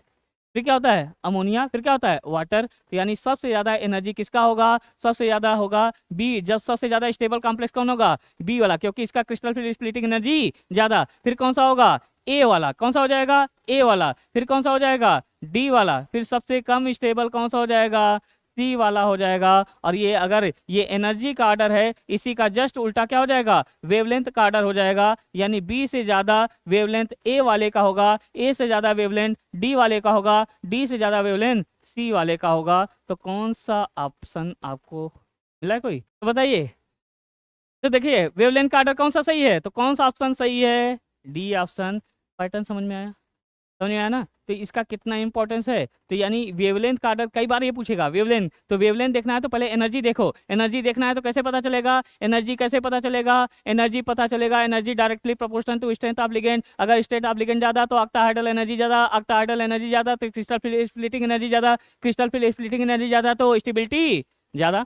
अच्छा फिर उसके बाद चार्ज ऑन मेटल ज्यादा तो ये उसका ऑक्टाहाइड्रल एनर्जी ज्यादा। अच्छा फिर उसका अगर चार्ज भी सेम हो गया, स्ट्रेंथ भी सेम हो गया, तो अगर 5D सीरीज का होगा तो इसकी स्टेबिलिटी ज्यादा, यानी उसका ऑक्टाहाइड्रल एनर्जी ज्यादा, वेवलेंथ कम। अच्छा टेट्राहाइड्रल और ऑक्टाहाइड्रल में कौन सा ज्यादा होता है? कौन सा एनर्जी ज्यादा होता है? ऑक्टाहाइड्रल वाले का एनर्जी ज्यादा। यानी किसका वेवलेंथ ज्यादा हो जाएगा? टेट्राहाइड्रल वाले का। तो इसका नीट 2025 का तो कौन सा ऑप्शन? डी ऑप्शन सही हो जाएगा। यानी हमें ऐसा नहीं कि केवल ये आंसर टिक करके आगे बढ़ जाना है, हमें सीखना है, हमें पैटर्न पकड़ना है, हमें सीखना है, चैप्टर को इसी के साथ तैयार करना है। क्लियर है? चलिए अगला क्वेश्चन नीट 2024। नीट 2024 का कह रहा है, नीट 2024 में क्वेश्चन आया, कह रहा है given below two statement both ये और ये दोनों है ये ऑक्टाहाइड्रल है but differ in magnetic behaviour. सही बात है, कोऑर्डिनेशन नंबर 6 है तो क्या होगा? ऑक्टाहाइड्रल। और ये क्या है? 6 है तो क्या होगा? ऑक्टाहाइड्रल। मगर इसका मैग्नेटिक बिहेवियर अलग होगा, तो चेक कर लेते हैं। मैग्नेटिक बिहेवियर अलग होने का मतलब अनपेयर्ड इलेक्ट्रॉन से। अनपेयर्ड इलेक्ट्रॉन, तो यहाँ बताइए ये कैसे पता चलेगा किसके पास कितना अनपेयर्ड इलेक्ट्रॉन है? तो कैसे पता चलेगा किसके पास कितना अनपेयर्ड इलेक्ट्रॉन है? तो सबसे पहला काम क्या होता है? ये ऑक्सीडेशन स्टेट निकाला है, ये न्यूट्रल कॉम्प्लेक्स, इसके ऊपर +3, तो इसके ऊपर कितना चार्ज आएगा? प्लस का 3। और अमोनिया जो होता है स्ट्रॉन्ग लिगेंड होता है। कैसा होता है? Strong ligand. कोबाल्ट का कितना होता है? 27। कोबाल्ट का कितना होता है? 27। और 27 है तो इसके पहले आर्गन हो जाएगा, और यहाँ क्या हो जाएगा? 4s2 और क्या हो जाएगा? 3d7। क्या हो जाएगा? 3d7। अच्छा इसमें से 3 इलेक्ट्रॉन निकाल लेंगे, तो 3 इलेक्ट्रॉन निकालेंगे तो बताइए क्या होगा? ये 3 इलेक्ट्रॉन अगर आप निकालते हो तो ये 2 यहाँ से 1 यहाँ से, तो क्या बचेगा? 4s0 और क्या बचेगा? 3d6। और चूंकि ये स्ट्रांग लिगेंड इसके साथ लगा है और स्ट्रांग लिगेंड लगा है तो ये पेयरिंग करा देगा, और पेयरिंग करा देगा तो बताओ क्या होगा? पेयरिंग करा देगा तो ये 6 इलेक्ट्रॉन ये भर जाएगा। तो अनपेयर्ड इलेक्ट्रॉन कैसा होगा? ये अनपेयर्ड इलेक्ट्रॉन 0, यानी ये कैसा होगा? डायामैग्नेटिक। कैसा होगा? डायामैग्नेटिक। अनपेयर्ड इलेक्ट्रॉन 0 है तो ये कैसा होगा? डायामैग्नेटिक होगा। और इसका चलो हम इसके बारे में सारी डिटेल निकालते हैं। तो ये डायामैग्नेटिक है। अच्छा इसके आगे क्या खाली होगा? 4p खाली होगा। क्या खाली होगा? 4p। तो यहाँ बताओ 6 लिगेंड आने वाले हैं, और 6 लिगेंड आने वाले हैं तो 2d में चला जाएगा, 1s में चला जाएगा और 3p में चला जाएगा। इसका हाइब्रिडेशन क्या आ जाएगा? ये d2sp3 हो जाएगा। इसका ये ऑक्टाहाइड्रल कॉम्प्लेक्स हो जाएगा। इसके पास अनपेयर्ड इलेक्ट्रॉन कितना होगा? 0 होगा। और ये कैसा होगा? मैग्नेटिक मोमेंट क्या होगा? 0 होगा। और इसका डायपोल मोमेंट क्या होगा? ये डायपोल मोमेंट 0 हो जाएगा। और ये कैसा होगा? डायामैग्नेटिक होगा, कलरलेस होगा, ये कलरलेस होगा, इनर डी कॉम्प्लेक्स होगा, इनर डी कॉम्प्लेक्स होगा तो लो स्पिन कॉम्प्लेक्स होगा। तो ये है। चलो इसका ये अनपेयर्ड इलेक्ट्रॉन 0। तो इसको बताओ यहाँ पे देखिए, यहाँ इसकी बात कर लेते हैं। तो ये तो अनपेयर्ड इलेक्ट्रॉन ये निकला इसका, यहाँ पे बताओ, अगर इसके बारे में जानकारी इकट्ठा करना है तो बताइए, इसके बारे में जानकारी करना है तो बताओ क्या होगा, कोबाल्ट के ऊपर कितना चार्ज आएगा, प्लस का 3, कितना चार्ज आएगा, क्योंकि एनायनिक लिगेंड है, इसके ऊपर कितना चार्ज आएगा, प्लस का 3। और चूंकि ये फ्लोरीन क्या होता है, वीक लिगेंड, कैसा होता है, वीक लिगेंड होता है। अच्छा वीक लिगेंड है तो ये बताओ ये क्या होता है, कोबाल्ट का कितना होता है, 27, कोबाल्ट का कितना होता है, 27, यानी ये क्या हो जाएगा 4s2 और क्या हो जाएगा 3d7 और 3 इलेक्ट्रॉन निकाल दोगे, 3 इलेक्ट्रॉन निकाल देंगे तो 2 यहाँ से 1 यहाँ से, तो क्या हो जाएगा 3d6 हो जाएगा, 4s0 हो जाएगा। और बताओ वीक लिगेंड है तो पेयरिंग नहीं होगा, अब पेयरिंग नहीं होगा तो बताइए क्या होगा, 1 2 3 4 5 और 6, इसके पास कितने अनपेड इलेक्ट्रॉन, 4, कितने होंगे, 4 अनपेड इलेक्ट्रॉन होंगे। और इसका हाइब्रिडेशन क्या हो जाएगा, ये इसके आगे क्या खाली होगा, 4p खाली होगा, इसके आगे क्या खाली होगा, 4d खाली होगा, तो ये 6 लिगेंड आएगा, ये क्या हो जाएगा, इसका हाइब्रिडेशन क्या हो जाएगा, sp3d2 हो जाएगा, यानी ऑक्टाहाइड्रल हो जाएगा, 4 अनपेड इलेक्ट्रॉन है, मैग्नेटिक मोमेंट क्या हो जाएगा 4.90 हो जाएगा, और ये क्या हो जाएगा, कलर्ड हो जाएगा, आउटर डी कॉम्प्लेक्स हो जाएगा और लो हाई स्पिन कॉम्प्लेक्स हो जाएगा। तो ये आपका पैरामैग्नेटिक है और ये डायामैग्नेटिक है, यानी ये स्टेटमेंट तो बिल्कुल सही है। हमें सीखना था, हमारा आंसर तो ये पहले ही पता चल गया था कि डायमैग्नेटिक पैरामैग्नेटिक, तो हम सीख रहे हैं तो हमारी एक्यूरेसी बढ़ेगी। तो यानी कहीं आंसर निकाल दे बस तो आ जाए, बस आगे बढ़ जाए, नहीं। तो ये ऑक्टाहाइड्रल है, बिल्कुल सही बात है। डिफर इन मैग्नेटिक प्रॉपर्टी, बिल्कुल सही बात है। ये डायमैग्नेटिक निकला और ये कैसा निकला, पैरामैग्नेटिक। पहला स्टेटमेंट तो सही है। दूसरा कह रहा है कि ये वाला जो है डायमैग्नेटिक और ये वाला जो है पैरामैग्नेटिक, बिल्कुल सही बात है। ये डायमैग्नेटिक है और ये पैरामैग्नेटिक। स्टेटमेंट फर्स्ट भी सही है और स्टेटमेंट सेकंड भी सही है। तो कौन सा ऑप्शन, पहला ऑप्शन, नीट 2024। क्लियर है, तो सारे डिटेल जानकारी लेनी होती है, ठीक है। अगला समझ में आया ना, ऐसे हमारा क्वेश्चन लगाने से हमारा ये टॉपिक भी तैयार होगा। अगली बात बताइए, अगली बात बताइए, हाँ बताओ। बेहतरीन क्वेश्चन क्रिस्टल फील्ड थ्योरी का, नीट 2022 का। Order of energy absorb responsible for colour of complex. तो एनर्जी एब्जॉर्ब, तो एनर्जी एब्जॉर्ब का ऑर्डर, तो यानी एनर्जी का पूछा है, तो एनर्जी को बताने के लिए कैसे एनर्जी का निकालना है, तो एनर्जी कैसे निकाला जाएगा, क्रिस्टल फील्ड स्प्लिटिंग एनर्जी कैसे निकाला जाएगा, ऑक्टाहाइड्रल एनर्जी, ऑक्टाहाइड्रल एनर्जी कैसे निकाला जाता है, स्ट्रेंथ ऑफ लिगेंड, अगर लिगेंड का स्ट्रेंथ ज्यादा तो उसका ऑक्टाहाइड्रल एनर्जी ज्यादा, अगर चार्ज ऑन सेंट्रल मेटल, और कैसे निकाला जाएगा, चार्ज ऑन 5d सीरीज का सबसे ज्यादा स्टेबल होता है, यानी उसकी एनर्जी ज्यादा होती है। तो यहाँ पे देखो, ये बताओ ये क्या हो जाएगा 2 और ये क्या हो जाएगा 2 3 4 6, ऑक्टाहाइड्रल है। ये भी क्या हो जाएगा बाइडेंटेड है और ये 4 है, ऑक्टाहाइड्रल कॉम्प्लेक्स है। ये भी कैसा है 3 दूनी 6, ऑक्टाहाइड्रल, तो सब तो ऑक्टाहाइड्रल है। अच्छा ये, अच्छा यहाँ पे बताइए, यहाँ पे ये बताओ, यहाँ पे ये चिलेटिंग लिगेंड लगा है, यहाँ पे 2 चिलेटिंग लिगेंड है, बाइडेंटेड है ना, बाइडेंटेड और पॉलीडेंटेड कैसा होता है, चिलेटिंग लिगेंड। चिलेटिंग लिगेंड होगा तो रिंग का फॉर्मेशन करेगा, रिंग का फॉर्मेशन करेगा तो स्टेबिलिटी बढ़ाएगा, स्टेबिलिटी ज्यादा होने का मतलब ये हुआ कि इसका क्रिस्टल फिर स्प्लिटिंग एनर्जी ज्यादा होगा। यानी यहाँ पे पता चला, यहाँ पे 3 बाइडेंटेड लिगेंड लगा है यानी चिलेटिंग इफेक्ट ज्यादा है, यहाँ 2 बाइडेंटेड लिगेंड लगा है यानी चिलेटिंग इफेक्ट कम है, यहाँ 1 बाइडेंटेड लिगेंड लगा है उसका चिलेटिंग इफेक्ट कम है। तो सबसे ज्यादा स्टेबल कौन होगा, सबसे ज्यादा स्टेबल, जो ज्यादा स्टेबल होगा उसका क्या होगा, उसकी एनर्जी ज्यादा होगी, यानी क्रिस्टल स्प्लिटिंग एनर्जी ज्यादा होगी जो सबसे ज्यादा स्टेबल होगा। तो बताओ सबसे ज्यादा स्टेबल कौन होगा, सी के बाद क्या हो जाएगा ए के बाद क्या हो जाएगा बी। कौन सा ऑप्शन, सी ऑप्शन, नीट 2022। और स्टेबिलिटी निकालने का तरीका क्या है, स्टेबिलिटी डायरेक्टली प्रोपोर्शनल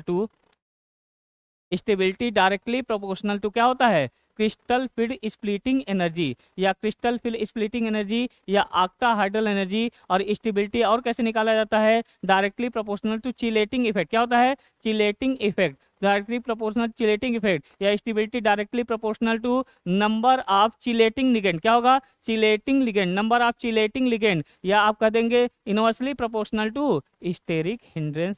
ये आपको बताया था। क्लियर है, कौन सा ऑप्शन, सी ऑप्शन। अगला, हाँ बताइए इसके बारे में, इसके बारे में बताइए क्या कैसे होगा। तो ये बताइए मैचिंग वाला है, और मैचिंग वाले करने का एक तरीका होता है, एक निकालो यहाँ मैच कराओ तुरंत ऑप्शन के पास जाओ, ऐसा नहीं कि पहले पूरा निकाल के मैच करा के तब ऑप्शन पे आ रहे हैं। तो नीट 2000, ये क्या हो जाएगा, नीट 2021 का क्वेश्चन है। तो नीट 2021 का क्वेश्चन है, तो बताइए कैसे निकाला जाएगा। तो नीट 2021 का क्वेश्चन तो कैसे सॉल्व किया जाएगा, बिल्कुल आसान है।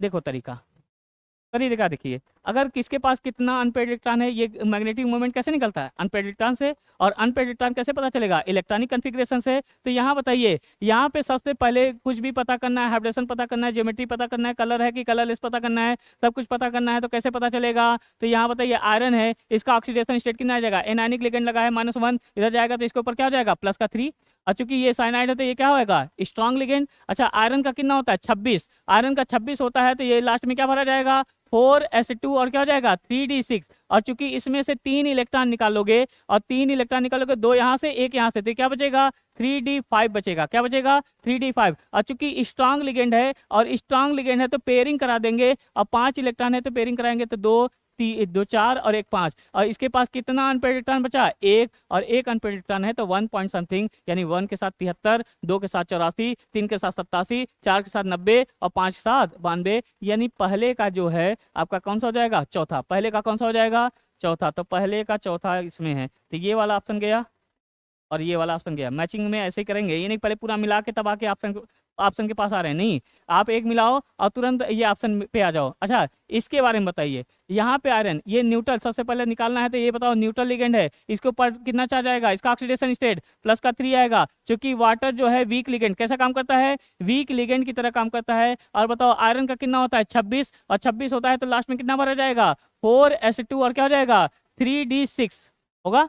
अच्छा 3 इलेक्ट्रॉन निकल जाएगा तो 2 यहाँ से 1 यहाँ से, तो यहाँ क्या बचेगा 3d5, और चूंकि बताओ वीक लिगेंड है और वीक लिगेंड है तो पेयरिंग नहीं होने देगा, तो 1 2 3 4 और 5, यानी इसके पास अनपेड इलेक्ट्रॉन कितना हो जाएगा 5, तो 5 पॉइंट समथिंग यानी 5 के साथ 92, तो यानी बी का पहला, तो यहाँ पे बी का दूसरा है, यहाँ बी का पहला, तो ये वाला भी ऑप्शन गया, तो हमारा आंसर कौन सा हो जाएगा ए वाला। पूरा हमने सॉल्व नहीं किया तो भी आंसर आ गया, ठीक है, फिर भी हम पूरा सॉल्व करेंगे, ठीक है। तो ये मैचिंग वाला ये नहीं कि पहले पूरा मिला के तब ऑप्शन के पास आओ, नहीं एक देखो ऑप्शन मिलाओ तुरंत आओ, तो ये 2 निगलेक्ट होगा, फिर दूसरा देखा तो ये देखा ये निगलेक्ट हो गया, तो ये आंसर हो गया। अच्छा अगला चलो इसमें कितना अनपेड इलेक्ट्रॉन है ये भी देख लेते हैं। तो आयरन यहाँ बताओ ये क्या होगा, इस सबसे पहले ऑक्सीडेशन स्टेट निकालेंगे, तो यहाँ पे -4 यहाँ पे -6 उधर जाएगा, तो इसका आयरन के ऊपर क्या आ जाएगा +2, और चूंकि ये स्ट्रॉन्ग लिगेंड है, कैसा है स्ट्रॉन्ग लिगेंड है तो पेयरिंग करा देगा। तो बताओ आयरन का कितना होता है 26 होता है, तो क्या भरा जाता है 4s2 और क्या हो जाएगा 3d6, और चूंकि 2 इलेक्ट्रॉन निकाल दोगे तो यहाँ से 2 चला जाएगा, तो ये क्या हो जाएगा 3d6 बचेगा, 3d6 बचेगा, चूंकि स्ट्रॉन्ग लिगेंड है तो पेयरिंग करा देगा, और पेयरिंग करा देगा तो बताओ पेयरिंग हो जाएगा 2 2 4 और क्या हो जाएगा 2 6, यानी अनपेड इलेक्ट्रॉन कितना हो जाएगा 0, तो इसका कितना आ जाएगा 0 बोहर मैग्नेट, सी का क्या हो जाएगा दूसरा, सी का दूसरा दिया है। अच्छा अगला वाला बताइए, यहाँ से बताइए कितना होगा, इसका कितना निकालेंगे, तो यहाँ बताइए सबसे पहले इसका ऑक्सीडेशन स्टेट निकालना है, ये न्यूट्रल है, न्यूट्रल है तो कोई चार्ज नहीं होगा, इसको आयरन के ऊपर कितना हो जाएगा +2, अच्छा वाटर है तो ये कैसा काम करेगा वीक लिगेंड की तरह काम करेगा, वीक लिगेंड होगा तो पेयरिंग नहीं होने देगा। आयरन का कितना होता है 26, तो लास्ट में भरा जाता है 4s2 और क्या हो जाएगा 3d6, ठीक है।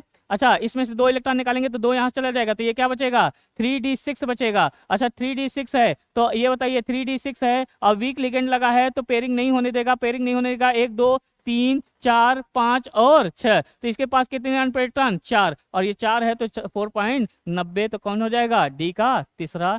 नीट 2021 कौन सा ऑप्शन, ये ऑप्शन। आपको हर ऑप्शन से सीख के जाना है, ये नहीं केवल आंसर निकाल दिया आगे बढ़ गए, नहीं हर ऑप्शन सीखना है, उस पर काम करना है, उसका हाइब्रिडेशन क्या होगा, उसका ज्योमेट्री क्या होगा, उसका अनपेड इलेक्ट्रॉन कितना होगा, डायपोल मोमेंट कितना होगा, कलर होगा कि कलरलेस होगा, डायमैग्नेटिक की पैरामैग्नेटिक, आउटर डी की इनर डी, लो स्पिन की हाई स्पिन। तो इससे आपका कॉन्सेप्ट बड़ा स्ट्रांग होगा, पेन चलाना पड़ेगा, माइंड चलाने से पहले पेन चलाना पड़ेगा। अगला नीट 2022, अब नीट 2022 में ये दिन 2022 में वो strength of order of strength of ligand पूछा, which were the following correct order increasing field strength ligand, तो बताओ कौन सा होता है सबसे ज्यादा, क्या हो जाएगा CN, और CN के बाद क्या हो जाएगा ऑक्सलेट, फिर क्या हो जाएगा ये फ्लोराइड, फिर क्या हो जाएगा ये, तो ये आपका कौन सा ऑप्शन ये ऑप्शन। अच्छा इसमें क्या गलती है, ये ऑक्सलेट का ज्यादा कर दिया और ये CN का कम कर दिया, इस वजह से ये गलत हो गया। अच्छा इसमें क्या गलती है, CN का ज्यादा होता है ऑक्सलेट, बिल्कुल सही बात है, मगर सचिन का कम होता है, ये फ्लोराइड का ज्यादा हो, इस वजह से ये गलत हो गया। इन दोनों में गड़बड़ी है। इसमें ये साइनाइड का सबसे कम कर दिया, फ्लोराइड का सबसे ज़्यादा, तो ये वाला ऑप्शन गलत है। तो आर्डर याद रहे, आर्डर ये सिंपल बताया था, आर्डर कौन सा हो जाएगा, सबसे ज़्यादा क्या हो जाएगा CO, फिर क्या हो जाएगा CN, उससे उससे कम क्या होगा NO2, फिर क्या होगा EN, फिर क्या होगा अमोनिया, फिर क्या होगा EDTA, फिर क्या हो जाएगा NCS, फिर क्या हो जाएगा वाटर, फिर क्या होगा ऑक्सलेट, फिर उससे कम ये हाइड्रोक्साइड, फिर क्या होगा फ्लोराइड, फिर क्या होगा सल्फाइड, फिर क्या हो जाएगा ये क्लोराइड, फिर क्या हो जाएगा ये SCN हो जाएगा, फिर क्या हो जाएगा ब्रोमाइड, फिर क्या हो जाएगा आयोडाइड। वो सीरीज याद होना चाहिए, कौन स्ट्रांग कौन वीक। नीट 2020 का बहुत सिंपल क्वेश्चन आते हैं, तो ये तो हम सिखा रहे हैं तो इतना वक्त लग रहा है, नहीं तो ऐसे हम बिना पेन चलाए ये सब सारे क्वेश्चन होते हैं। ठीक है, हमारा मकसद है आपको सिखाना। ठीक है, अगला है नीट ये का है what is the correct electronic configuration central atom. तो ये बताइए based on crystal field theory, तो ये करेक्ट इलेक्ट्रॉनिक तो K4FeCN6 है। तो K4FeCN6 तो ध्यान रखना, K4FeCN6, K4FeCN6। तो हाँ देखो, अगला क्रिस्टल फील्ड थ्योरी से, तो ये इसको करने से पहले थोड़ा सा क्रिस्टल फील्ड थ्योरी का आपका K4FeCN6 में ये कैसे भरा जाएगा, FeCN6 में कैसे भरा जाएगा, तो ये क्रिस्टल फील्ड थ्योरी से जानकारी मिलेगा। तो थोड़ा सा आपको ये समराइज कर दें, क्रिस्टल फील्ड थ्योरी थोड़ा सा आपके माइंड में फिट कर दें, तो देखो क्या फिट करना है माइंड में। तो वैलेंस बॉन्ड थ्योरी देखा, क्रिस्टल फील्ड थ्योरी थोड़ा सा समराइज कर दें। Crystal field theory, crystal field theory का कहना था कि जो सेंट्रल मेटल और लिगेंड आपस में जुड़े होते हैं ये प्योरली इलेक्ट्रोस्टैटिक यानी आयनिक नेचर का होता है। अगर लिगेंड एनायनिक होगा तो सेंट्रल मेटल के साथ आयन आयन इंट्रैक्शन बनाएगा। अगर लिगेंड न्यूट्रल होगा तो सेंट्रल मेटल के साथ आयन डाइपोल इंट्रैक्शन बनाएगा। एनायनिक लिगेंड के लिए क्रिस्टल फील्ड थ्योरी ने कहा कि ये क्या होता है, ये होता है ये क्या होता है आयनिक पॉइंट। ठीक है, पॉइंट, ये पॉइंट चार्ज, ये जैसे और जैसे न्यूट्रल लिगेंड के लिए कहा ये डाइपोल चार्ज होता है। तो ये इनका कहना था, क्रिस्टल फील्ड थ्योरी वालों का कहना था कि ऑक्टाहाइड्रल टेट्राहाइड्रल में, यानी ये जो ऑक्टाहाइड्रल कॉम्प्लेक्स होता है उसमें जो d ऑर्बिटल होता है उसमें 5 ऑर्बिटल होता है, पांचों की एनर्जी सेम होती है। ये जब लिगेंड अप्रोच करता है, ये जो ये होता है free free metal ion d orbital, और d ऑर्बिटल कितने हैं 5 ऑर्बिटल। अब पांचों की ये 5 ऑर्बिटल है, अब पांचों की एनर्जी क्या होगा सेम, पांचों की एनर्जी सेम होगा, पांचों की एनर्जी सेम होगा, तो पांचों की एनर्जी तो सेम है, पांचों d ऑर्बिटल की एनर्जी सेम है, एनर्जी सेम है। और ऐसे ऑर्बिटल जिसकी एनर्जी सेम होता है उसको बोला जाता है डी जनरेट ऑर्बिटल। क्या बोला जाता है, डी जनरेट ऑर्बिटल, उसको बोला जाता है डी जनरेट ऑर्बिटल।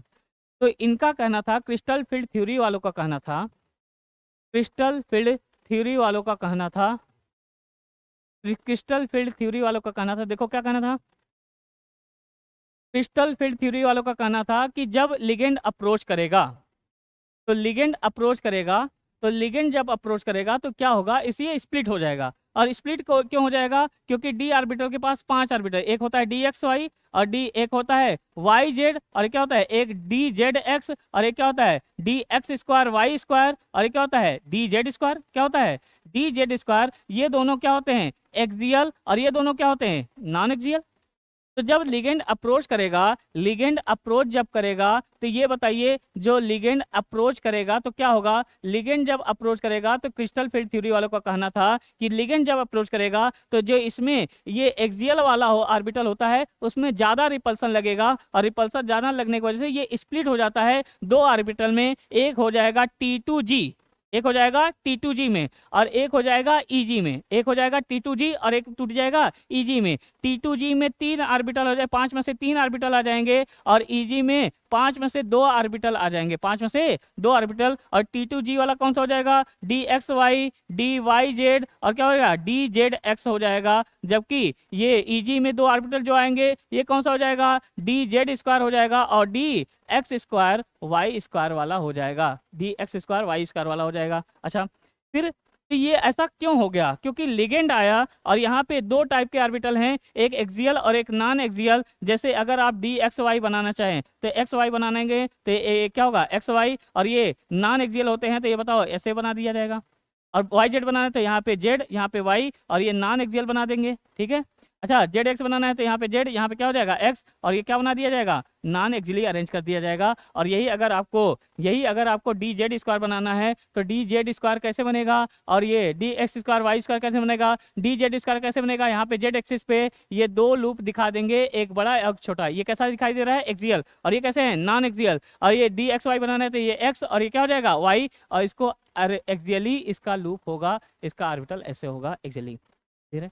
तो ये लिगेंड टूट गया, लिगेंड की वजह से ये दो भागों में स्प्लिट हो गया। और जब ये दो भागों में स्प्लिट हुआ तो देखिए एक की एनर्जी कम हो गई, एक की एनर्जी ज़्यादा हो गई, यानी यहाँ पे जो था ये बैरी सेंटर है, ये क्या है आपका बैरी सेंटर है। और बैरी सेंटर होने की वजह से तो ये बताओ, एक की एनर्जी कम, T2 की एनर्जी कम, और Eg की एनर्जी ज़्यादा। और कितना ज़्यादा होगा, T2 की जो एनर्जी ज़्यादा होगी वो होगा 0.6 आक्टा, प्लस का 0.6 क्या होगा, प्लस का 0.6 आक्टाहाइड्रल। या अगर इसी को डेक्यूरल में लिखा जाएगा ना तो डेक्यूरल में हो जाएगा 6 डेक्यूरल। कितना हो जाएगा, 6 डेक्यूरल। अच्छा ये T2G की जो एनर्जी घटी, ये कितने से घटी, ये घटा माइनस का 0.40, कितना हो जाएगा 0.4 आक्टाहाइड्रल एनर्जी। या अगर डेक्यूरल में कहा जाए तो 4 डेक्यूरल, क्या हो जाएगा 4 डेक्यूरल। और यहाँ पे आक्टाहाइड्रल एनर्जी 10 टाइम होता है डेक्यूरल से, 10 टाइम होता है डेक्यूरल से। क्लियर है।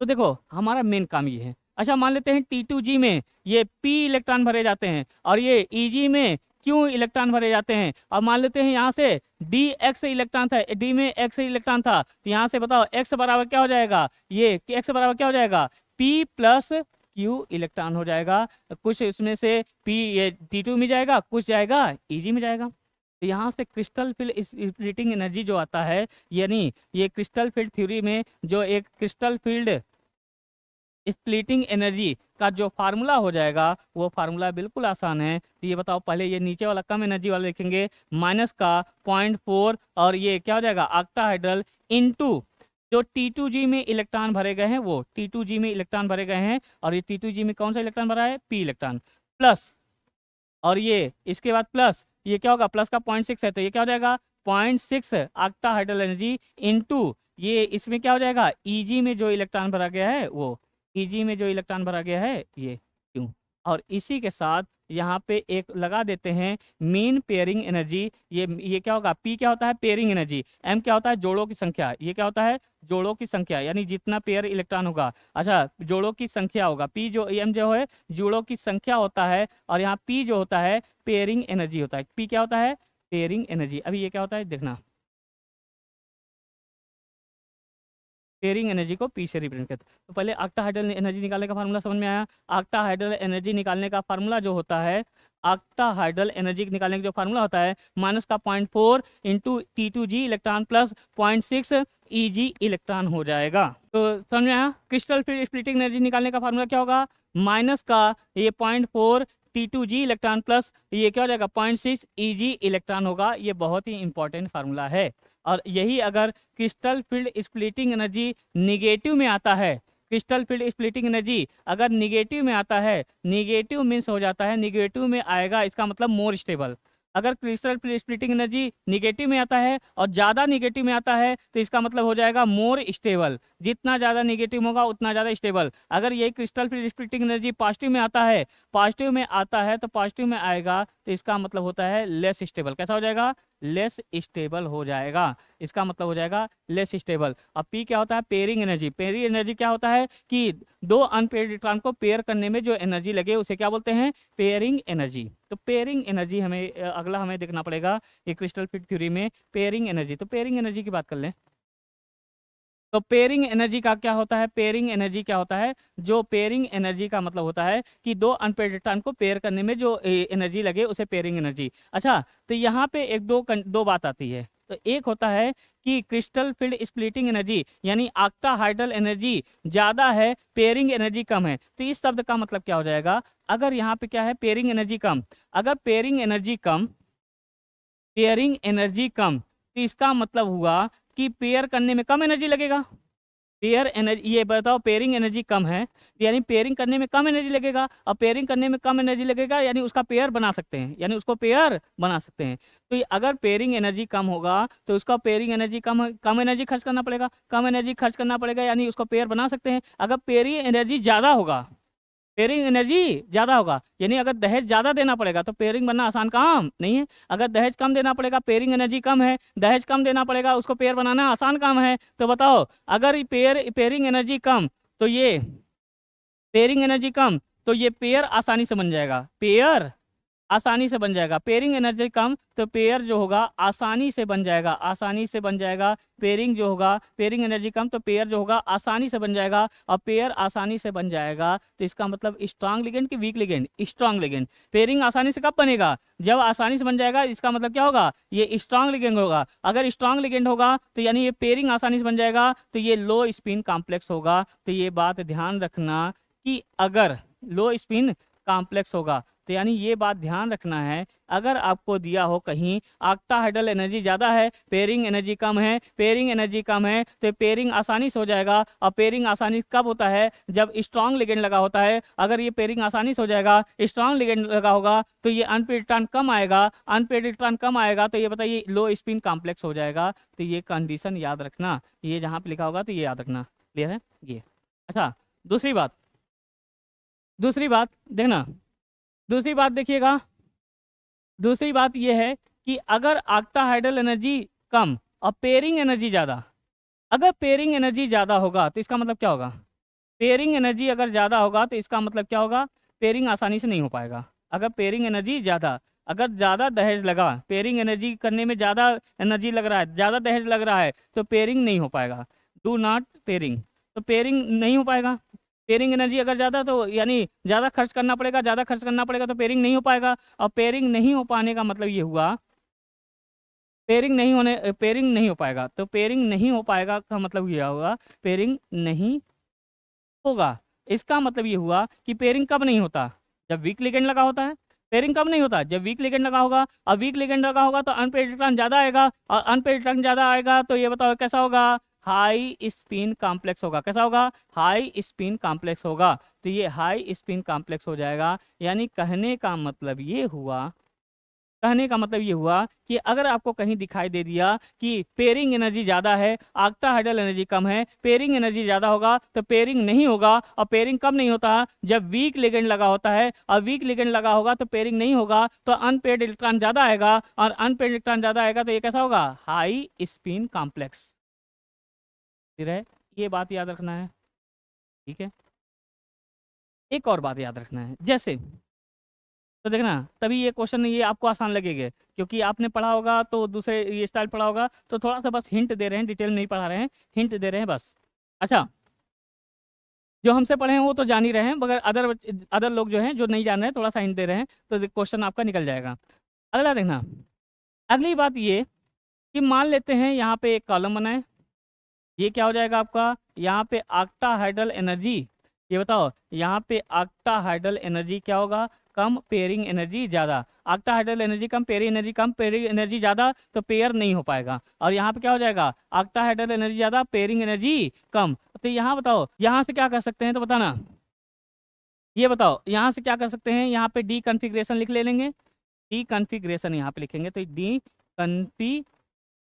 डी कन्फिग्रेशन लिखेंगे यहाँ से। अच्छा, ये बात बताओ, एक बात बताओ, अगर ये पेयरिंग एनर्जी ज़्यादा तो पेयरिंग नहीं होगा। और पेयरिंग कम नहीं होता जब वीक लिगेंड लगा होता है। और वीक लिगेंड का मतलब क्या होगा? अनपेड इलेक्ट्रॉन ज़्यादा होगा, अनपेड इलेक्ट्रॉन ज़्यादा होगा तो ये कैसा होगा? हाई स्पिन कॉम्प्लेक्स होगा। कैसा होगा? हाई स्पिन कॉम्प्लेक्स होगा। अच्छा, यहाँ पे पेयरिंग एनर्जी कम है, पेयरिंग एनर्जी कम है तो पेयरिंग हो जाएगा। और पेयरिंग कब होता है? जब स्ट्रांग लिगेंड होता है, और स्ट्रांग लिगेंड लगेगा तो पेयरिंग हो जाएगा, तो अनपेड इलेक्ट्रॉन कम होगा तो ये कैसा होगा?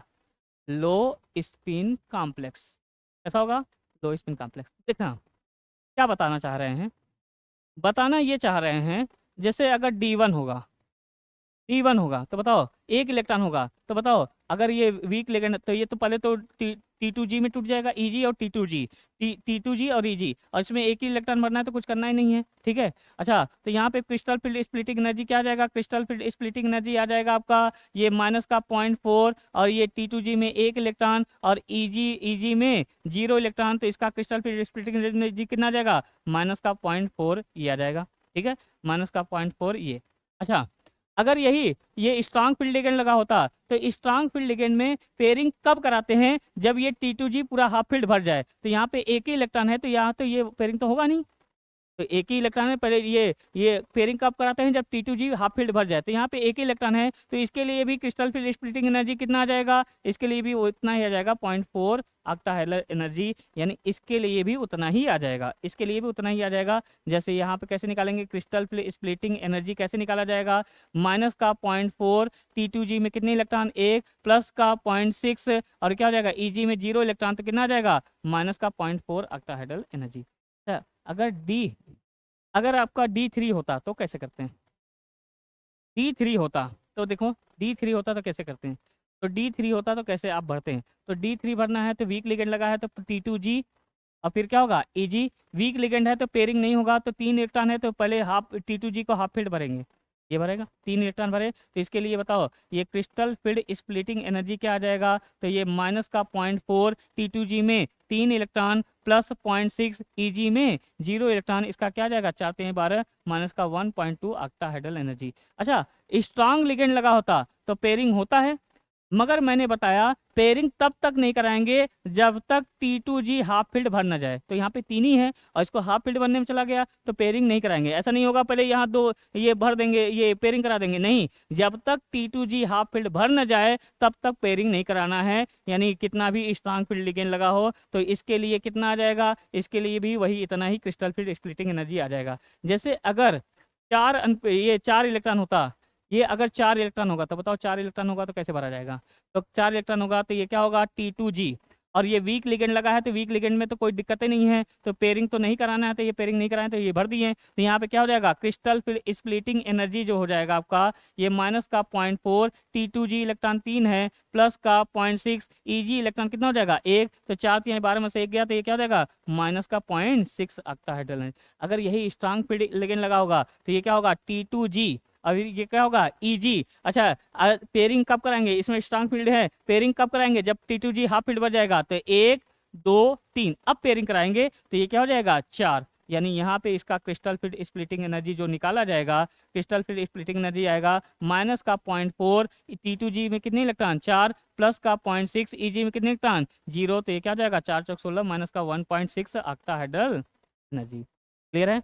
जैसे अगला यहाँ बताइए, अगर D7 इलेक्ट्रॉन होता तो D7 होगा, तो D7 में कैसे भरा जाएगा, तो वीक फील्ड लिगेंड रहता है तो ये T2G, ये क्या हो जाएगा Eg, वीक फील्ड लिगेंड लगा है तो पेयरिंग नहीं कराएंगे, तो 1 2 3 और क्या हो जाएगा 4 5 6 7 और ये क्या होगा 7 ही भरना है तो ये होगा। अच्छा, क्रिस्टल फील्ड स्प्लिटिंग एनर्जी निकालना है तो क्रिस्टल फील्ड स्प्लिटिंग एनर्जी आपका हो जाएगा, तो कितना हो जाएगा माइनस का 0.4 T2G में 5 इलेक्ट्रॉन और ये प्लस का 0.6 Eg में 2 इलेक्ट्रॉन, तो क्या हो जाएगा 5 चौक 20 में से 12 गया, कितना बचेगा माइनस का 0.8 ऑक्टाहेड्रल एनर्जी।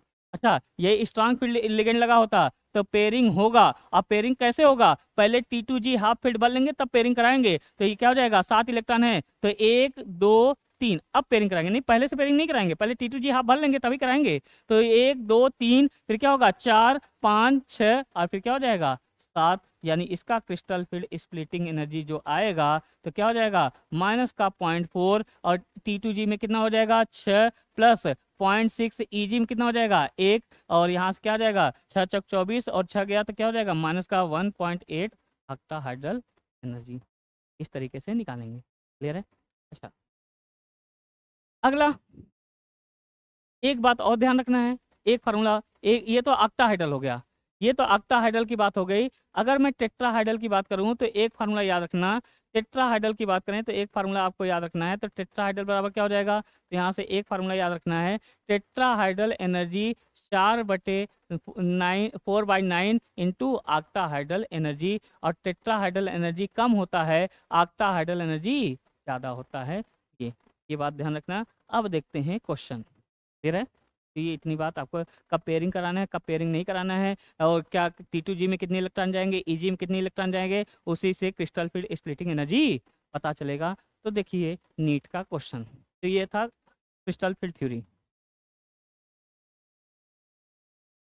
चलिए देखिएगा, अगला क्वेश्चन नीट 2019 का है, what is the correct electronic configuration central metal K4 FeCN based on crystal field theory. तो इसके पास कितना, इसका करेक्ट इलेक्ट्रॉनिक कन्फिग्रेशन क्या होगा, K4 FeCN6 का क्या होगा।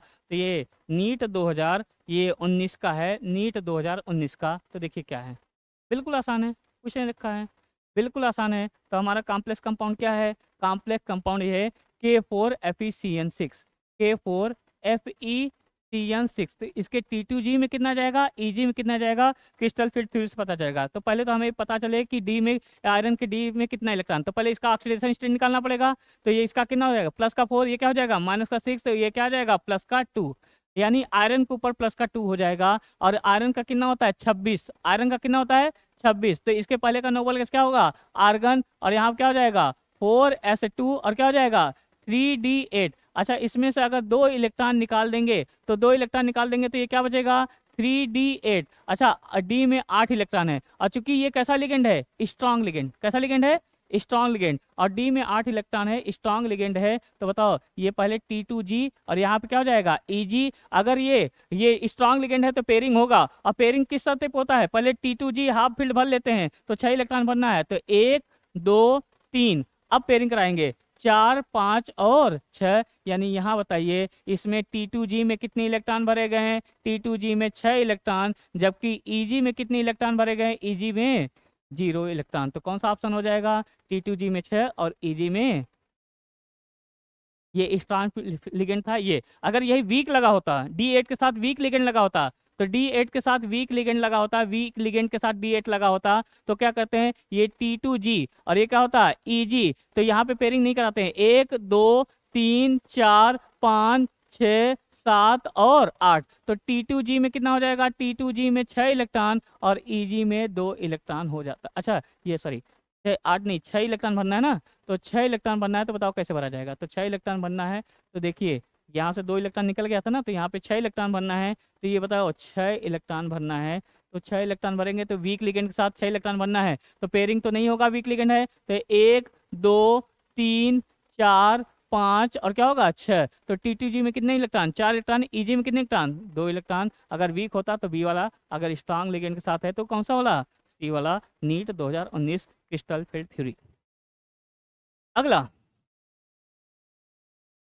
अगला क्वेश्चन है 51 नंबर क्वेश्चन, नीट 2019 में, नीट 2019 में क्वेश्चन आया, तो क्वेश्चन पढ़िएगा। नीट 2019 का क्वेश्चन देखिए, तरह के aluminium chloride in acidified aqueous solution form a complex in which hybridisation state of aluminium be is. और ए और बी बताइए क्या होगा उसका, एक बताइए, कह रहा है कि एल्युमिनियम क्लोराइड है, एसिडिफाइड एक्वस सॉल्यूशन में है, एसिडिफाइड एक्वस सॉल्यूशन में फॉर ए कॉम्प्लेक्स ए, तो एक कॉम्प्लेक्स बना लेता है, और उसका इन विच हाइब्रिडेशन स्टेट एल्युमिनियम का बी आ जाएगा। तो ए और बी के बारे में बताइए, तो जो बस जो कहे बस वो करते चले जाओ, आपका आंसर आ जाएगा। तो कहा एल्युमिनियम क्लोराइड है, और एल्युमिनियम क्लोराइड है, तो ये बताओ एल्युमिनियम क्लोराइड क्या क्या होगा, एल्युमिनियम के ऊपर चार्ज कितना होता है प्लस का 3, और एल्युमिनियम क्लोराइड हो तो क्या हो जाएगा AlCl3 बनेगा, क्योंकि एल्युमिनियम के ऊपर चार्ज कितना होता है प्लस का 3। और इसका क्या करेंगे, एसिडिफाइड एक्वस सोल्यूशन से रिएक्शन करा देंगे, यानी aqueous aqueous reaction, aqueous sulphuric acid से, एक्वस ज़्यादा होगा पानी ज़्यादा होगा, एक्वस HCl या एक्वस सल्फ्यूरिक एसिड से करा देंगे, यानी एक्वस सल्फ्यूरिक एसिड से करा देंगे। तो यहाँ पे जो कॉम्प्लेक्स बनेगा, यहाँ पे एक एसिडिफाइड एक्वस सॉल्यूशन से रिएक्शन का यहाँ पे जो कॉम्प्लेक्स बनेगा, तो यहाँ पे एल्युमिनियम है, और एल्युमिनियम के ऊपर प्लस का 3 चार्ज। अगर वर्नर थ्योरी से हमने सीखा था, अगर किसी सेंट्रल मेटल पे +1 चार्ज है तो कोऑर्डिनेशन नंबर 2, +2 चार्ज है तो कोऑर्डिनेशन नंबर 4, +3 चार्ज है या +4 चार्ज है कोऑर्डिनेशन नंबर 6। एक को छोड़ के आयरन +2 पे भी कोऑर्डिनेशन नंबर 6 करता है, और +3 पे भी ये कोऑर्डिनेशन नंबर 6 करता है। एल्युमिनियम है +3 है, तो इसका कोऑर्डिनेशन नंबर 6 होगा, और यहाँ एक्वस फॉर्म में ये बना लेगा ये वाला कॉम्प्लेक्स। तो यहाँ पे बताइए, अगर ये न्यूट्रल कॉम्प्लेक्स होता है, ये कैसा होता है वाटर न्यूट्रल, इसकी वजह से तो कोई चार्ज नहीं होता, और इसकी वजह से कोई चार्ज नहीं होगा, तो यहाँ पे +3 कैसे आएगा, क्योंकि यहाँ इस कॉम्प्लेक्स के ऊपर प्लस का 3 चार्ज होगा, यानी केटायनिक कॉम्प्लेक्स। तो पहले ये बताओ, एल्युमिनियम के ऊपर प्लस का 3 चार्ज होता है, अब +3 चार्ज पे कोऑर्डिनेशन नंबर 6 आता है कि 4 आता है, ये वाला ऑप्शन गया। ये +3 चार्ज पे एल्युमिनियम के ऊपर फिक्स है, +3 चार्ज आता है, तो इसके ऊपर क्या हो जाएगा, कोऑर्डिनेशन नंबर 4 होगा कि 6 होगा, 6 होगा। तो इन दोनों में तो कोई एक है, तो ये पता चल गया कि हमारा कॉम्प्लेक्स ए क्या है, ए हमारा ये कॉम्प्लेक्स है, ठीक है। अच्छा, अब इसका हाइब्रिडेशन हमें पता करना है, तो हाइब्रिडेशन कैसे पता चलेगा, D2sp3 D2 होगा कि D2sp3 होगा, तो इलेक्ट्रॉनिक कन्फिग्रेशन से पता चलेगा। अच्छा, एल्युमिनियम का एटॉमिक नंबर कितना होता है 13, एल्युमिनियम का एटॉमिक नंबर कितना होता है 13 होता है। इसके पहले का नोबल गैस क्या हो जाएगा नियान, और ये क्या हो जाएगा 3s2 और क्या हो जाएगा 3p1 होगा। अच्छा, यहाँ से 3 इलेक्ट्रॉन निकाल देंगे, और 3 इलेक्ट्रॉन निकाल देंगे तो यहाँ क्या बचेगा 3s0, और ये क्या बचेगा 3p0, 2 यहाँ से और 1 यहाँ से चला जाएगा, ये 0, और आगे क्या खाली होगा 3d खाली होगा, आगे क्या खाली होगा 3d। यहाँ बताओ s में कितने ऑर्बिटल 1, p में कितने ऑर्बिटल 3, और d में कितने ऑर्बिटल 5, और यहाँ से बताइए 5 ऑर्बिटल, कितने लिगेंड है 6, यहाँ से कितने लोग आएंगे 6 लोग आएंगे, 1 s में 3 p में और 2 d में, तो इसका हाइब्रिडेशन क्या आ जाएगा sp3d2, इसका हाइब्रिडेशन क्या आ जाएगा sp3d2। कौन सा ऑप्शन ए ऑप्शन क्लियर है, यानी इसका कॉम्प्लेक्स क्या होगा ये बन जाएगा, और इसका हाइब्रिडेशन क्या आ जाएगा sp3d2, और इसके पास अनपेयर्ड इलेक्ट्रॉन एक भी नहीं होगा, डायामैग्नेटिक होगा, कलरलेस होगा, आउटर डी कॉम्प्लेक्स होगा, और क्या होगा आउटर डी कॉम्प्लेक्स होगा। ये क्लियर है। चलिए अगला, हाँ नीट 2019, तो नीट 2000 कह रहा है कि क्रिस्टल फिर स्टेबलाइजिंग एनर्जी फॉर ये इसके लिए इतना है और इसके लिए पूछा है, तो बताओ ये बताओ यहाँ कोऑर्डिनेशन नंबर 6 है, तो ये कैसा है ऑक्टाहाइड्रल, ये कैसा है ऑक्टाहाइड्रल, यानी ये जो दिया है ये कैसा क्या दिया है ऑक्टाहाइड्रल एनर्जी, ये क्या दिया है आपको ऑक्टाहाइड्रल एनर्जी, और यहाँ पे कोऑर्डिनेशन नंबर 4 है, तो इसका मतलब ये क्या है टेट्राहाइड्रल, क्या है टेट्राहाइड्रल, ये क्या है टेट्राहाइड्रल, तो हमें ऑक्टाहाइड्रल एनर्जी दिया है और टेट्राहाइड्रल एनर्जी पूछा है कि क्यों टेट्राहाइड्रल हो जाएगा, यानी कोबाल्ट के ऊपर कितना चार्ज आएगा, ये प्लस का 2 चार्ज आएगा, और ये कोबाल्ट के साथ वीक लिगेंड की तरह काम करेगा, वीक लिगेंड की तरह काम करेगा तो पेयरिंग नहीं होगा, पेयरिंग नहीं होगा तो sp3 आ जाएगा, और अगर पेयरिंग हो जाता तो dsp2 आता, स्क्वायर प्लेनर हो जाता था, मगर ये इसका पेयरिंग नहीं होगा तो sp3 आएगा, sp3 आएगा तो टेट्राहाइड्रल होगा, तो इसके पास कौन सा एनर्जी होगा टेट्राहाइड्रल एनर्जी, इसका कोऑर्डिनेशन नंबर 6 है तो ऑक्टाहाइड्रल कॉम्प्लेक्स है, तो इसके पास कौन सा एनर्जी होगा ऑक्टाहाइड्रल एनर्जी हो जाएगा। और मैंने आपको फार्मूला बताया टेट्राहाइड्रल और ऑक्टाहाइड्रल में क्या रिलेशन होता है, टेट्राहाइड्रल एनर्जी बराबर 4/9 ऑक्टाहाइड्रल एनर्जी, और आपको ऑक्टाहाइड्रल एनर्जी दिया है ये 4/9, और ऑक्टाहाइड्रल एनर्जी कितना दिया है 18,000 सेंटीमीटर इनवर्स, तो ये क्या हो जाएगा 9 दूनी 18 और 4 दूनी 8, यानी कितना आंसर आ जाएगा 8,000 सेंटीमीटर इनवर्स। कौन सा ऑप्शन डी ऑप्शन। क्लियर है, सिंपल ये फार्मूला क्रिस्टल फील्ड थ्योरी का ये याद होना चाहिए। क्लियर है, ये कॉम्प्लेक्स देख के पता चला कोऑर्डिनेशन नंबर 6 है तो ऑक्टाहाइड्रल कॉम्प्लेक्स, कॉम्प्लेक्स देख के पता चला ये कोऑर्डिनेशन नंबर 4 है तो हो सकता डीएसपी भी हो सकता था स्क्वायर प्लेनर, और टेट्राहाइड्रल क्योंकि वीक लिगेंड लगा है तो पेयरिंग नहीं होगा, पेयरिंग नहीं होगा तो sp3 आएगा, अगर स्ट्रांग लिगेंड होता पेयरिंग हो जाता तो क्या होता dsp2 यानी स्क्वायर प्लेनर आ जाता। तो ये टेट्राहाइड्रल ये ऑक्टाहाइड्रल इनके बीच रिलेशन नीट 2019। अगला क्वेश्चन, हाँ देखना बेहतरीन क्वेश्चन, तो इसके बारे में डिटेल जानकारी बताओ, इसके बारे में डिटेल कर रहा है कि ज्योमेट्री एंड मैग्नेटिक बिहेवियर, इसका तो पहले ज्योमेट्री बताइए अब मैग्नेटिक बिहेवियर बताइए, अभी निकालना सीखे हैं तो बताइए ज्योमेट्री और मैग्नेटिक बिहेवियर क्या आ जाएगा। चलो यहाँ से कर लेते हैं अलग से, तो देखना कर रहा है इसके बारे में, इसका ज्योमेट्री बताइए, इसका ज्योमेट्री बताइए और हमें इसका मैग्नेटिक बिहेवियर बताइए। अच्छा बताओ ये न्यूट्रल लिगेंड है, न्यूट्रल लिगेंड है तो इसके ऊपर कोई चार्ज आएगा नहीं, कोई चार्ज नहीं आया, तो निकिल का कितना होता है 28, निकिल का होता है आपका 28, इसके पहले का नोबल गैस क्या होगा आर्गन, और ये क्या हो जाएगा 4s2 और क्या हो जाएगा 3d8, 4s2 क्या हो जाएगा 3d8, 4s2 और क्या हो जाएगा 3d8 हो जाएगा, और 4s2 3d8 होगा तो यहाँ से देखिए क्या होगा 4s2 3d8, तो देखना। अच्छा चूंकि यहाँ पे बताओ ये क्या होगा स्ट्रॉन्ग लिगेंड, ये बताओ ये क्या भरा जाएगा, ये भरा जाएगा आपका ये डी में इलेक्ट्रॉन, और ये क्या होगा एस इलेक्ट्रॉन, और इसके आगे क्या खाली होगा 4p खाली होगा, क्या खाली होगा 4p, तो यहाँ बताइए 8 इलेक्ट्रॉन भरना है 1 2 3 4 5 6 7 और 8, और इसमें 2 इलेक्ट्रॉन, क्योंकि ये स्ट्रॉन्ग लिगेंड है, कैसा लिगेंड है स्ट्रॉन्ग लिगेंड लगा है, तो स्ट्रॉन्ग लिगेंड है तो पेयरिंग करा देगा, और स्ट्रॉन्ग लिगेंड है तो पेयरिंग करा देगा, तो पेयरिंग करा देगा तो बताओ इसका इलेक्ट्रॉन इसमें चला आएगा तो ये पेयरिंग कराएगा, और यहाँ पे क्या खाली होगा 4p खाली होगा, तो ये पेयरिंग करा देगा तो 8 2 10, तो ये क्या हो जाएगा पेयरिंग करा देगा क्योंकि स्ट्रॉन्ग लिगेंड है, तो बताइए पेयरिंग करा देगा तो अनपेयर्ड इलेक्ट्रॉन कैसा हो जाएगा 0, अनपेड इलेक्ट्रॉन कितना हो जाएगा 0। और चूंकि कितने लिगेंड आने वाले हैं 4, तो एक s में और 3 p में, तो बताइए इसका हाइब्रिडेशन क्या आ जाएगा, इसका हाइब्रिडेशन क्या आ जाएगा sp3। इसका ज्योमेट्री कैसा होगा टेट्राहाइड्रल, इसके पास अनपेड इलेक्ट्रॉन कितना होगा 0, इसका मैग्नेटिक मोमेंट कितना आ जाएगा 0, और ये कैसा होगा डायामैग्नेटिक होगा, और कैसा होगा कलरलेस, डायामैग्नेटिक और कैसा होगा कलरलेस होगा। तो हमसे पूछा कि इसके बारे में बताओ, तो ये क्या होगा स्क्वायर प्लेनर होगा क्या, नहीं गलत बात है, टेट्राहाइड्रल होगा। अच्छा टेट्राहाइड्रल ज्योमेट्री और डायामैग्नेटिक, हाँ बिल्कुल सही बात है, टेट्राहाइड्रल ज्योमेट्री और डायामैग्नेटिक, टेट्राहाइड्रल ज्योमेट्री और डायामैग्नेटिक क्लियर है। चलिए, और इसमें क्या गलत है, ये स्क्वायर प्लेनर नहीं होगा, ठीक है।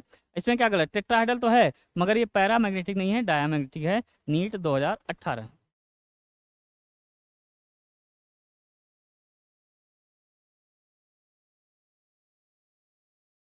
हाँ कह रहा है अगला क्वेश्चन नीट 2017, नीट 2017 का क्वेश्चन है, तो बताइए नीट 2017 क्वेश्चन देखिए, कह रहा है कि नीट 2017 में question the correct increasing order of wavelength absorption in visible region for ये, अच्छा ये वेवलेंथ पूछा है ना, वेवलेंथ का ऑर्डर, तो वेवलेंथ का ऑर्डर क्या होगा इनवर्सली प्रोपोर्शनल एनर्जी। हम वेवलेंथ तो नहीं निकाल सकते मगर एनर्जी तो निकाल सकते हैं, क्योंकि एनर्जी बराबर क्या होता है ई बराबर क्या होता है एच सी अपान लेमडा, ई बराबर क्या होता है एस सी अपान लेमडा, यानी जो एनर्जी वेवलेंथ होगा एनर्जी का इनवर्सली प्रोपोर्शनल होगा, जिसकी एनर्जी ज़्यादा उसका वेवलेंथ कम, और जिसकी एनर्जी कम उसका वेवलेंथ ज़्यादा। और किसकी एनर्जी ज़्यादा होगा कैसे पता चलेगा, स्ट्रेंथ ऑफ लिगेंड से। कैसे पता चलेगा, स्ट्रेंथ ऑफ लिगेंड से, स्ट्रेंथ ऑफ लिगेंड से पता चल जाएगा, चार्ज ऑन सेंट्रल मेटल से पता चल जाएगा, 4D सीरीज का है कि 5D सीरीज का है, 3D सीरीज का है, उससे पता चल जाएगा। तो यहाँ पे बताइए हमें ये वेवलेंथ का ऑर्डर, और वो भी इंक्रीजिंग की डिक्रीजिंग, इंक्रीजिंग यानी आगे बढ़ने पे वेवलेंथ बढ़ना चाहिए, और आगे बढ़ने पे वेवलेंथ बढ़ने का मतलब आगे बढ़ने पे एनर्जी घटना चाहिए।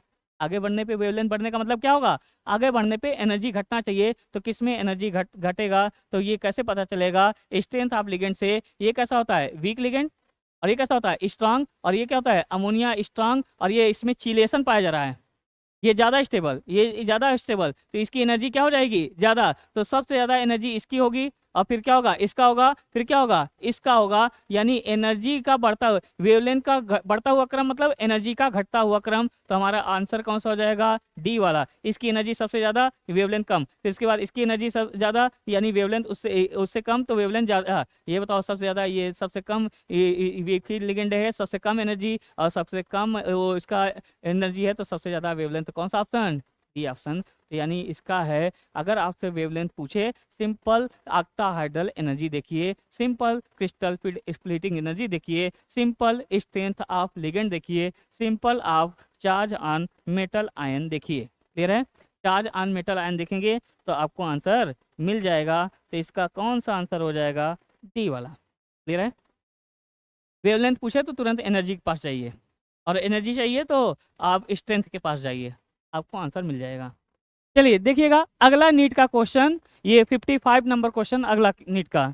तो देखिए अगला 55 नंबर क्वेश्चन है, pick out the correct statement with respect to, इसके बारे में बताइए क्या बात सही है कि इस कॉम्प्लेक्स कंपाउंड के बारे में ये क्या बात सही है। तो ये वैलेंस बॉन्ड थ्योरी का क्वेश्चन, तो ये बताओ, ये यहाँ पे बताइए सबसे पहले अगर हमें इसके बारे में जानकारी चाहिए तो बताओ ये सेंट्रल मेटल के ऊपर कितना चार्ज आएगा, प्लस का 3, और प्लस का 3 है तो कोऑर्डिनेशन नंबर कितना होना चाहिए 6, और 6 है। अच्छा 6 है तो ये ऑक्टाहाइड्रल होना चाहिए, ऑक्टाहाइड्रल में चाहे हो सकता है sp3d2 हो या d2sp3 है। तो यहाँ पे देखोगे तो दो ऑप्शन तो ऐसे निगलेक्ट हो जाएगा, ये कभी भी टेट्राहाइड्रल होगा क्या, नहीं ये टेट्राहाइड्रल नहीं होगा। अच्छा कभी भी ये स्क्वायर प्लेनर हो जाएगा क्या, नहीं ये कोऑर्डिनेशन नंबर 4 पे, तो ये दोनों ऑप्शन तो हो गए। अब इन दोनों में से कोई एक है, चाहे d2sp3 है या sp3d2 है, ऑक्टाहाइड्रल तो है। अच्छा अब ये कैसे पता चलेगा कि इसमें क्या है, तो मैग्नीज का कितना होता है 25, और मैग्नीज का आपका 25 होता है एटॉमिक नंबर, जैसे इसके पहले का नोबल गैस क्या हो जाएगा आर्गन, और ये क्या हो जाएगा आपका 4s2, और क्या हो जाएगा 3d, ये क्या हो जाएगा 4s2 3d5। अगर इसमें से 3 इलेक्ट्रॉन अगर आप निकाल देते हैं, 3 इलेक्ट्रॉन निकाल देंगे तो बताइए क्या होगा, 3 इलेक्ट्रॉन निकाल देंगे तो यहाँ क्या बचेगा 3d4, ये 2 यहाँ से जाएगा 1 यहाँ से जाएगा, तो ये क्या बचेगा 3d4, और आपका क्या हो जाएगा 4s0 हो जाएगा। और जानते हैं ये स्ट्रांग लिगेंड है, तो स्ट्रांग लिगेंड है तो पेयरिंग करा देगा, और पेयरिंग करा देगा तो बताइए क्या हो जाएगा, ये 3d में ये 4 इलेक्ट्रॉन है तो पेयरिंग करा देगा 1 2 3, फिर क्या हो जाएगा 4, और यहाँ पे क्या हो जाएगा 4s खाली होगा, इसके आगे क्या होगा 4 पी खाली होगा तो 6 लिगेंड है, 1 2 3 4 5 और 6, तो इसका हाइब्रिडेशन क्या आ जाएगा D2sp3। इसका हाइब्रिडेशन क्या आ जाएगा D2sp3। इसका ज्योमेट्री कैसा होगा ऑक्टाहाइड्रल। अनपेयर्ड इलेक्ट्रॉन कितना हो जाएगा 2, अनपेयर्ड इलेक्ट्रॉन कितना हो जाएगा 2। इसका मैग्नेटिक मोमेंट क्या हो जाएगा 2.84 बोहर मैग्नेटॉन। ये कैसा हो जाएगा कलर्ड हो जाएगा, कैसा हो जाएगा कलर्ड हो जाएगा। और कैसा हो जाएगा इनर डी कॉम्प्लेक्स, कैसा होगा इनर डी कॉम्प्लेक्स हो जाएगा। और इनर डी कॉम्प्लेक्स के साथ और ये क्या हो जाएगा लो स्पिन कॉम्प्लेक्स। अगर इनर है तो लो स्पिन है, अगर आउटर होता तो क्या होता है हाई स्पिन। तो इसका हाइब्रिडेशन कौन सा ऑप्शन बी ऑप्शन। तो नीट 2017 कब का है नीट 2017। अगली बात, अच्छा अगला है नीट 2016। तो नीट 2016 में देखिएगा क्या है क्वेश्चन, कह रहा है कि John Teller effect not observe in high spin complex. किसमें जॉन टेलर इफेक्ट नहीं होगा, तो मैंने आपको बताया था। तो जॉन टेलर इफेक्ट क्या होता है, जॉन टेलर इफेक्ट ऐसा मतलब कि जॉन टेलर इफेक्ट में क्या होता है, अगर T2G या EG अनसिमेट्रिकल फील्ड होगा तो उसे बोलते हैं जॉन टेलर इफेक्ट। क्योंकि अगर T2G या EG जनरली ज़्यादा मेनली क्या होगा EG अगर अनसिमेट्रिकली फील्ड होगा तो अनसिमेट्रिकली फील्ड होगा जब ये लिगेंड ये आएगा, ligand Z plus minus Z axis से आएगा तो वहाँ पे रिपल्सन ज़्यादा लगेगा, ये वहाँ पे जॉन टेलर इफेक्ट देखने को मिलेगा। तो जॉन टेलर इफेक्ट कब देखने को मिलता है, जॉन टेलर इफेक्ट देखने को मिलता है कि जब EG अनसिमेट्रिकल फील्ड हो या T2G अनसिमेट्रिकल फील्ड हो। तो ये बताओ जॉन टेलर हमसे पूछा किस में जॉन टेलर इफेक्ट नहीं देखने को मिलेगा। तो हाई स्पिन शब्द का क्या मतलब होता है, हाई स्पिन का मतलब क्या हो जाएगा अनपेयर्ड इलेक्ट्रॉन ज्यादा। और अनपेयर्ड इलेक्ट्रॉन कब ज्यादा मिलता है स्ट्रॉन्ग लिगेंड के साथ कि वीक लिगेंड के साथ, वीक लिगेंड के साथ। अगर हाई स्पिन है इसका मतलब ये क्या होगा वीक लिगेंड के साथ है। तो ये बताओ D7 है वीक लिगेंड के साथ है, तो बताइए इसका ये बताओ इसका इलेक्ट्रॉन भरना है, एक होता है क्रिस्टल ये T2G और ये क्या होता है आपका EG, ये हो जाएगा आपका T2G और ये क्या हो जाएगा EG। तो यहाँ पे देखिएगा 7 इलेक्ट्रॉन भरना है, वीक लिगेंड है तो पेयरिंग नहीं होगा, तो ये क्या हो जाएगा 1 2 3 4 5 6 और 7। तो यहाँ पे देखिए, यहाँ पे देखिए T2G क्या है अनसिमेट्रिकल फील्ड। अनसिमेट्रिकल का मतलब क्या होगा, अगर 6 इलेक्ट्रॉन भरा होता तो सिमेट्रिकल होता, 3 इलेक्ट्रॉन भरा होता तो सिमेट्रिकल होता, मगर यहाँ 5 इलेक्ट्रॉन भरा हो, 4 इलेक्ट्रॉन भरा हो, 2 इलेक्ट्रॉन भरा हो, 1 इलेक्ट्रॉन भरा हो, तो ये अनसिमेट्रिकल भरा है। यहाँ पे T2G कैसा है अनसिमेट्रिकल भरा है और EG कैसा भरा है सिमेट्रिकल भरा है। तो इसमें जॉन टेलर इफेक्ट देखने को मिलेगा, इसमें जॉन टेलर इफेक्ट देखने को मिलेगा, यानी यहाँ पे जॉन टेलर इफेक्ट देखने को मिलेगा। अच्छा ठीक है, इस वाले में देखते हैं। अच्छा D4 है वीक लिगेंड के साथ, यानी हाई स्पिन का मतलब वीक लिगेंड के साथ। तो एक होता है T2G, एक क्या हो जाएगा T2G और एक क्या हो जाएगा EG। ऐसा वीक लिगेंड है तो पेयरिंग नहीं कराएंगे तो 4 इलेक्ट्रॉन भरेंगे, तो ये क्या हो जाएगा ये बताइए ये T2G ऑर्बिटल और ये आपका कैसा हो जाएगा EG ऑर्बिटल।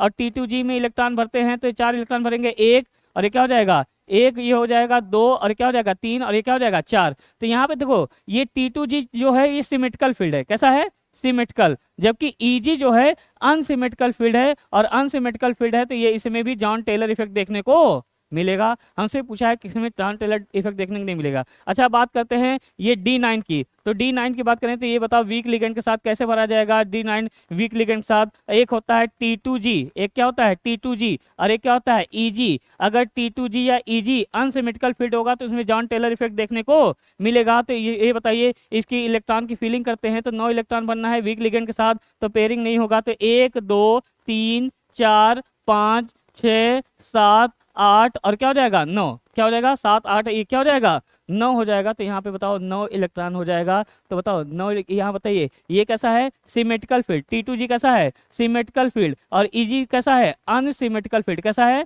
Unsymmetrical field. तो इसमें भी जॉन टेलर इफेक्ट देखने को मिलेगा, इसमें भी क्या होगा जॉन टेलर इफेक्ट देखने को मिलेगा। अच्छा बताइए ये बताइए D8 इलेक्ट्रॉन है वीक लिगेंड के साथ, D8 इलेक्ट्रॉन है वीक लिगेंड के साथ, तो बताइए इसमें क्या होगा। तो एक क्या हो जाएगा आपका T2G और एक क्या होता है EG ऑर्बिटल। तो T2G और EG ऑर्बिटल भरना है और ये 8 इलेक्ट्रॉन भरना है और वीक लिगेंड के साथ भरना है, तो पेयरिंग नहीं होगा। तो 1 2 3 4 5 और ये क्या हो जाएगा 6 7 8, तो ये भी सिमेट्रिकल और EG भी सिमेट्रिकल फील्ड है, तो इसमें जॉन टेलर इफेक्ट देखने को नहीं मिलेगा। कौन सा option B option NEET 2016 John Teller effect. तो ये भी याद रखना जॉन टेलर इफेक्ट इसमें देखने को मिलता है अगर EG ऑर्बिटल अनसिमेट्रिकल फील्ड हो या T2G ऑर्बिटल अनसिमेट्रिकल फील्ड हो तो उसमें जॉन टेलर इफेक्ट देखने को मिलता है। क्लियर है।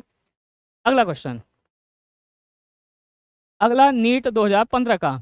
तो नीट 2015 के बाद ये क्वेश्चन है। तो देखिए द हाइब्रिडेशन इन्वॉल्व इन, तो देखो हाँ अगर प्रैक्टिस हो जाएगी ना तो देख के बता देंगे। तो ये कोऑर्डिनेशन नंबर 4 है, या तो sp3 होगा या तो sp3 होगा या तो dsp2 होगा। क्योंकि स्ट्रॉन्ग लिगेंड है तो स्ट्रॉन्ग लिगेंड के साथ कैसा आएगा, dsp2 आएगा। तो चाहे तो ये निकाल के देख लो। तो ये बताओ निकिल के ऊपर कितना चार्ज आएगा, +2, निकिल के ऊपर कितना चार्ज आएगा, +2। और ये स्ट्रॉन्ग Cn कैसा होता है, स्ट्रॉन्ग लिगेंड। तो निकिल का कितना होता है, 28 होता है। तो 28 हो जाएगा तो ये क्या हो जाएगा 4s2 और क्या हो जाएगा 3d8। और चूंकि 2 इलेक्ट्रॉन इसमें से निकाल देंगे तो 2 इलेक्ट्रॉन निकाल देंगे तो बताइए क्या हो जाएगा। तो ये बचेगा 3d8 और क्या हो जाएगा 4s0। आगे क्या खाली होगा, 4p खाली होगा।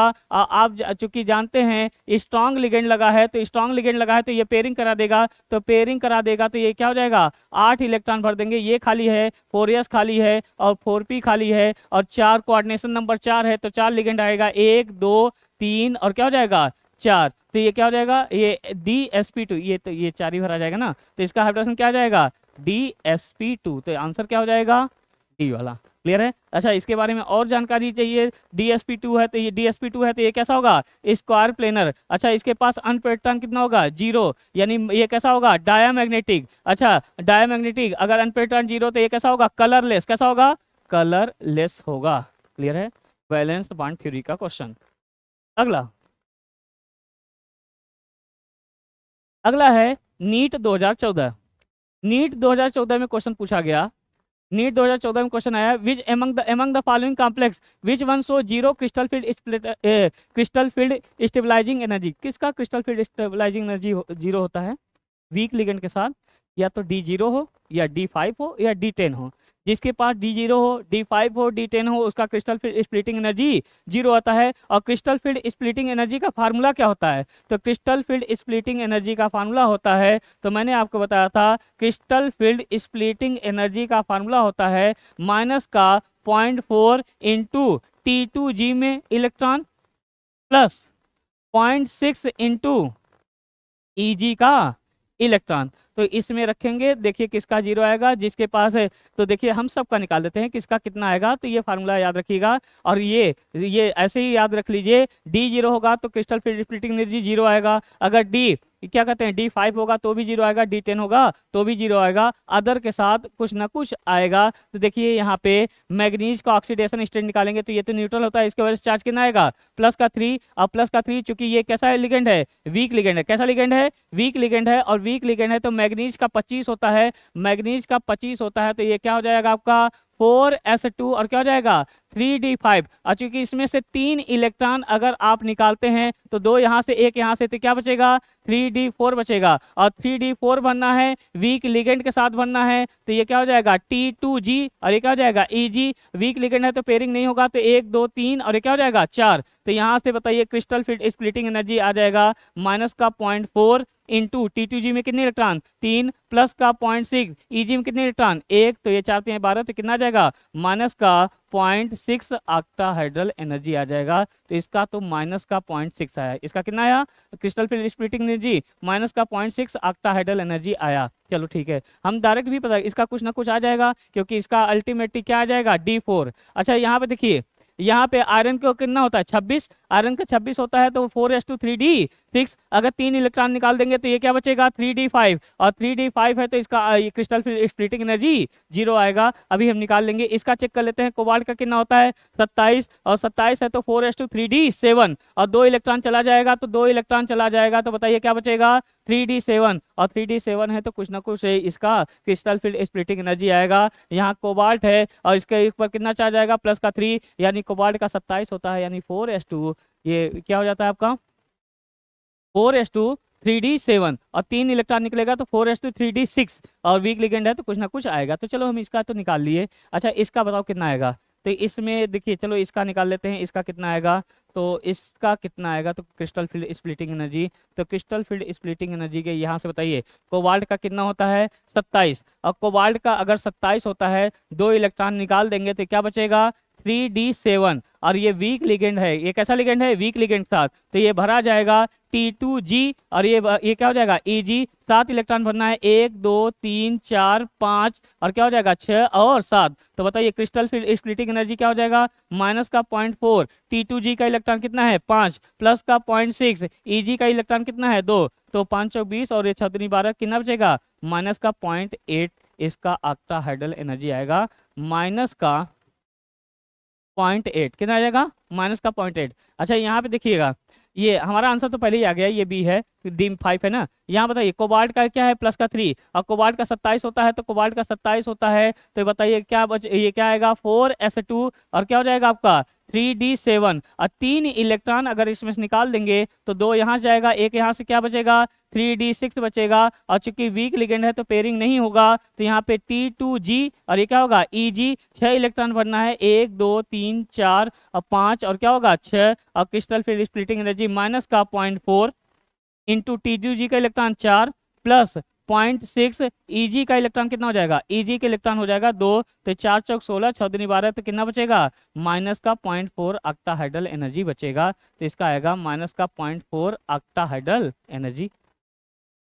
अच्छा इसका D5 पे 0 क्यों आता है, तो देख लो क्यों 0 आता है, D5 पे 0 क्यों आता है, तो देखिएगा बताइएगा आयरन का कितना होता है 26, आयरन का 26 है, तो इसका इलेक्ट्रॉन भरेंगे तो ये क्या हो जाएगा आपका 4s2 और क्या हो जाएगा 3d6, क्योंकि इसमें से कितने इलेक्ट्रॉन निकाल देंगे 3, तो 3 इलेक्ट्रॉन निकाल देंगे, तो 3 इलेक्ट्रॉन निकाल देंगे तो ये क्या हो जाएगा, ये हो जाएगा 4s0 और क्या हो जाएगा 3d5, 4s0 और 3d5। चूंकि वीक लिगेंड है तो ये बताओ इसका इलेक्ट्रॉन भरेंगे, तो बताओ वीक लिगेंड के साथ भरेंगे तो पेयरिंग नहीं होगा, तो 1 2 3 4 और 5 और क्रिस्टल फिर स्प्लिटिंग एनर्जी बराबर क्या हो जाएगा माइनस का 0.4 इंटू T2G का इलेक्ट्रॉन 3 प्लस का 0.4 इंटू Eg का इलेक्ट्रॉन 2, तो ये 4 3 12, 6 दूनी 12, तो कितना आ जाएगा 0, तो इसी का क्या हो जाएगा 0। यानी हमें सभी ऑप्शन से सीख के जाना है, हाँ, ये नहीं कि आंसर मिल गया आगे बढ़ गए, नहीं, अभी आप सीख रहे हो तो हर ऑप्शन का फायदा उठाइए, उससे सीखिए उसका हाइब्रिडेशन क्या आ जाएगा, उसका ज्योमेट्री क्या होगा, उसके पास अनपेयर्ड इलेक्ट्रॉन कितना होगा, उसका मैग्नेटिक मोमेंट कितना होगा, कलर होगा कि कलरलेस होगा, डायमैग्नेटिक होगा कि पैरामैग्नेटिक होगा, अच्छा उसका ये कहते हैं स्ट्रांग फील्ड के लिगेंड के साथ क्रिस्टल फील्ड स्प्लिटिंग एनर्जी कितना होगा, वीक फील्ड लिगेंड के साथ क्रिस्टल फील्ड स्प्लिटिंग एनर्जी कितना होगा, ये सब सारी बातें हम लोग ये इसीलिए आपका इसी साथ आपका पूरा चैप्टर तैयार हो जाएगा। क्लियर है, तो क्वेश्चन कराने का पर्पज ये है कि ये नहीं केवल आंसर ला दें और आगे बढ़ जाएं, नहीं, आपको एक एक ऑप्शन सीख के चलना है कि जिससे इसी से आपका चैप्टर तैयार हो जाए, आपको पता चल जाए कि नीट का पैटर्न क्या है, नीट में पूछा क्या जाता है, नीट में आया क्या क्या, आपको वहां पे पेपर में एक अक्षर नया नहीं लगेगा अगर आपने PYQ सही से लगा के गए। अगला क्वेश्चन, नीट 2013, तो नीट 2013 का देखिए बताइएगा,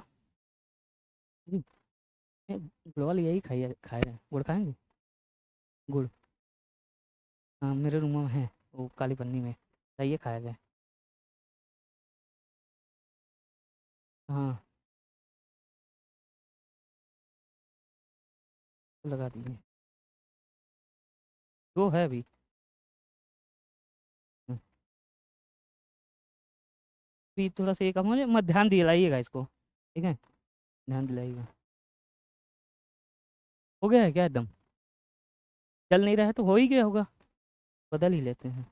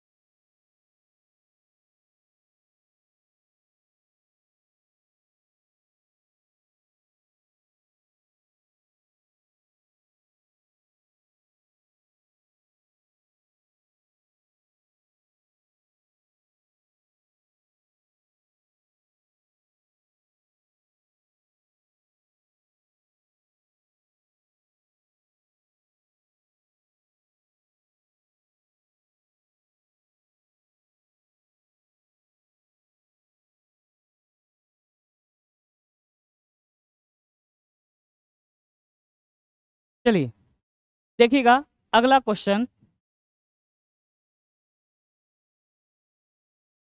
अगला क्वेश्चन नीट 2013 का ए मैग्नेटिक मोमेंट एट ये 1.773 Bohr magneton will be shown by M N the following. तो किसके पास अनपेड ये किसके पास इतना होगा, यानी ये जो होता है दशमलव से पहले जो होता है उतना ही अनपेड इलेक्ट्रॉन होगा। जिसके पास एक अनपेड इलेक्ट्रॉन होगा वही हमारा आंसर होगा। तो देखिए किसके पास एक अनपेड इलेक्ट्रॉन होगा, तो यहाँ बताइए टाइटेनियम के ऊपर कितना चार्ज आ जाएगा, प्लस का 4। और चूंकि हम जानते हैं टाइटेनियम का कितना होता है 22, अब 22 होता है तो इसके पहले का नोबल गैस क्या हो जाएगा आर्गन, और यहाँ क्या हो जाएगा 4s2 और क्या हो जाएगा 3d2।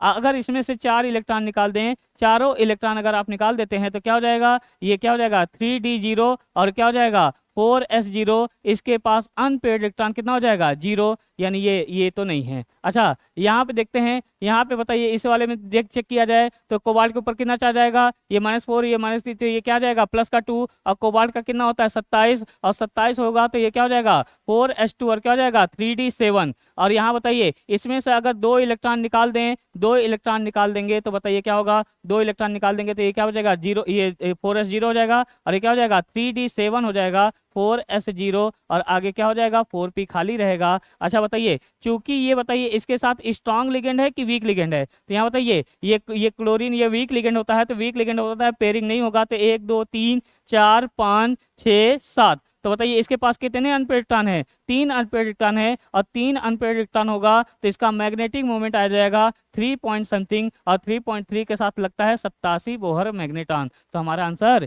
ये भी नहीं है। अच्छा यहाँ पे इसको चेक कर लेते हैं, तो इसको चेक किया जाए तो यहाँ पे बताओ, यहाँ पे कापर के ऊपर कितना चार्ज आएगा प्लस का 2, क्योंकि ये न्यूट्रल होता है। कापर का कितना होता है 29, और कापर का 29 होता है तो कापर का हो जाएगा 4s1 और 3d10। और चूंकि 2 इलेक्ट्रॉन इसमें से निकाल देंगे, तो 2 इलेक्ट्रॉन निकालेंगे तो यहाँ से क्या बचेगा, ये एक यहाँ से जाएगा एक यहाँ से क्या जाएगा, तो ये क्या हो जाएगा 3d9 और 4s0। और चूंकि ये स्ट्रांग लिगेंड है, स्ट्रांग लिगेंड है तो बताइए यहाँ पे, तो यहाँ पे बताओ इसमें 9 इलेक्ट्रॉन है, चाहे स्ट्रांग लिगेंड लगा होता चाहे वीक लिगेंड लगा होगा, वैसे भी यहाँ पे 9 इलेक्ट्रॉन है, तो ये क्या हो जाएगा 9। तो यहाँ से बताइए 9 इलेक्ट्रॉन होगा तो इसके पास अनपेड इलेक्ट्रॉन कितना जाएगा 1, और अनपेड इलेक्ट्रॉन 1 है तो इसका मैग्नेटिक मोमेंट जो आ जाएगा 1.73 बोहर मैग्नेटॉन। कितना होगा 1.73 बोहर मैग्नेटॉन। तो यानी यही इसी का ये का आंसर हो जाएगा सी। मगर हमें चारों ऑप्शन चेक करना है, हम सीख रहे हैं, हमें आंसर नहीं निकालना है। ये आंसर तो आ ही जाएगा, वो तो जब इतनी प्रैक्टिस हो जाएगा पेन भी नहीं चलाओगे आंसर आ जाएगा। हमें तो पेन भी चलाने की जरूरत नहीं, ये एक्चुअली आपको सिखा रहे हैं। तो यानी अगर आपको सिखा रहे हैं, तो अगर इस तरीके से सिखा रहे हैं तो आप एक बार सीख जाएंगे, तो आपको पेन भी नहीं चलाना पड़ेगा, पेन भी नहीं उठाना पड़ेगा। चलिए हमें तो चारों ऑप्शन सीखना है, हमें तो सीखना है ना, तो हम चारों ऑप्शन, केवल हमें आंसर नहीं चाहिए, हमें चारों ऑप्शन सीखना है। तो चार ऑप्शन इसके बारे में बताइए, इसके बारे में क्या जानकारी है। तो यहाँ बताओ निकिल के ऊपर कितना चार्ज आएगा प्लस का 2, कितना चार्ज आएगा प्लस का 2, और ये कैसा लिगेंड है स्ट्रॉन्ग लिगेंड। अच्छा निकिल का कितना होता है 28, और निकिल का 28 है तो ये क्या हो जाएगा आपका 4s2 और क्या हो जाएगा 3d 4s2 क्या हो जाएगा 3d8। और यहाँ से 2 इलेक्ट्रॉन निकाल देंगे, तो 2 इलेक्ट्रॉन निकाल देंगे तो बताओ क्या हो जाएगा 3d8 और क्या हो जाएगा 4s0। तो यहाँ से बताइएगा इसमें स्ट्रांग लिगेंड है, स्ट्रांग लिगेंड है तो पेयरिंग होगा, और पेयरिंग होगा तो इसके पास अनपेयर्ड इलेक्ट्रॉन कितना हो जाएगा 0, यानी इसका मैग्नेटिक मोमेंट कितना आ जाएगा 0, और इसका हाइब्रिडेशन क्या आ जाएगा dsp2, क्या आ जाएगा इसका हाइब्रिडेशन क्या आ जाएगा dsp2, ज्योमेट्री क्या हो जाएगा स्क्वायर प्लेनर, कलरलेस हो जाएगा, डाया मैग्नेटिक हो जाएगा। तो ये तो हमारा आंसर कौन सा हो जाएगा सी नीट 2013।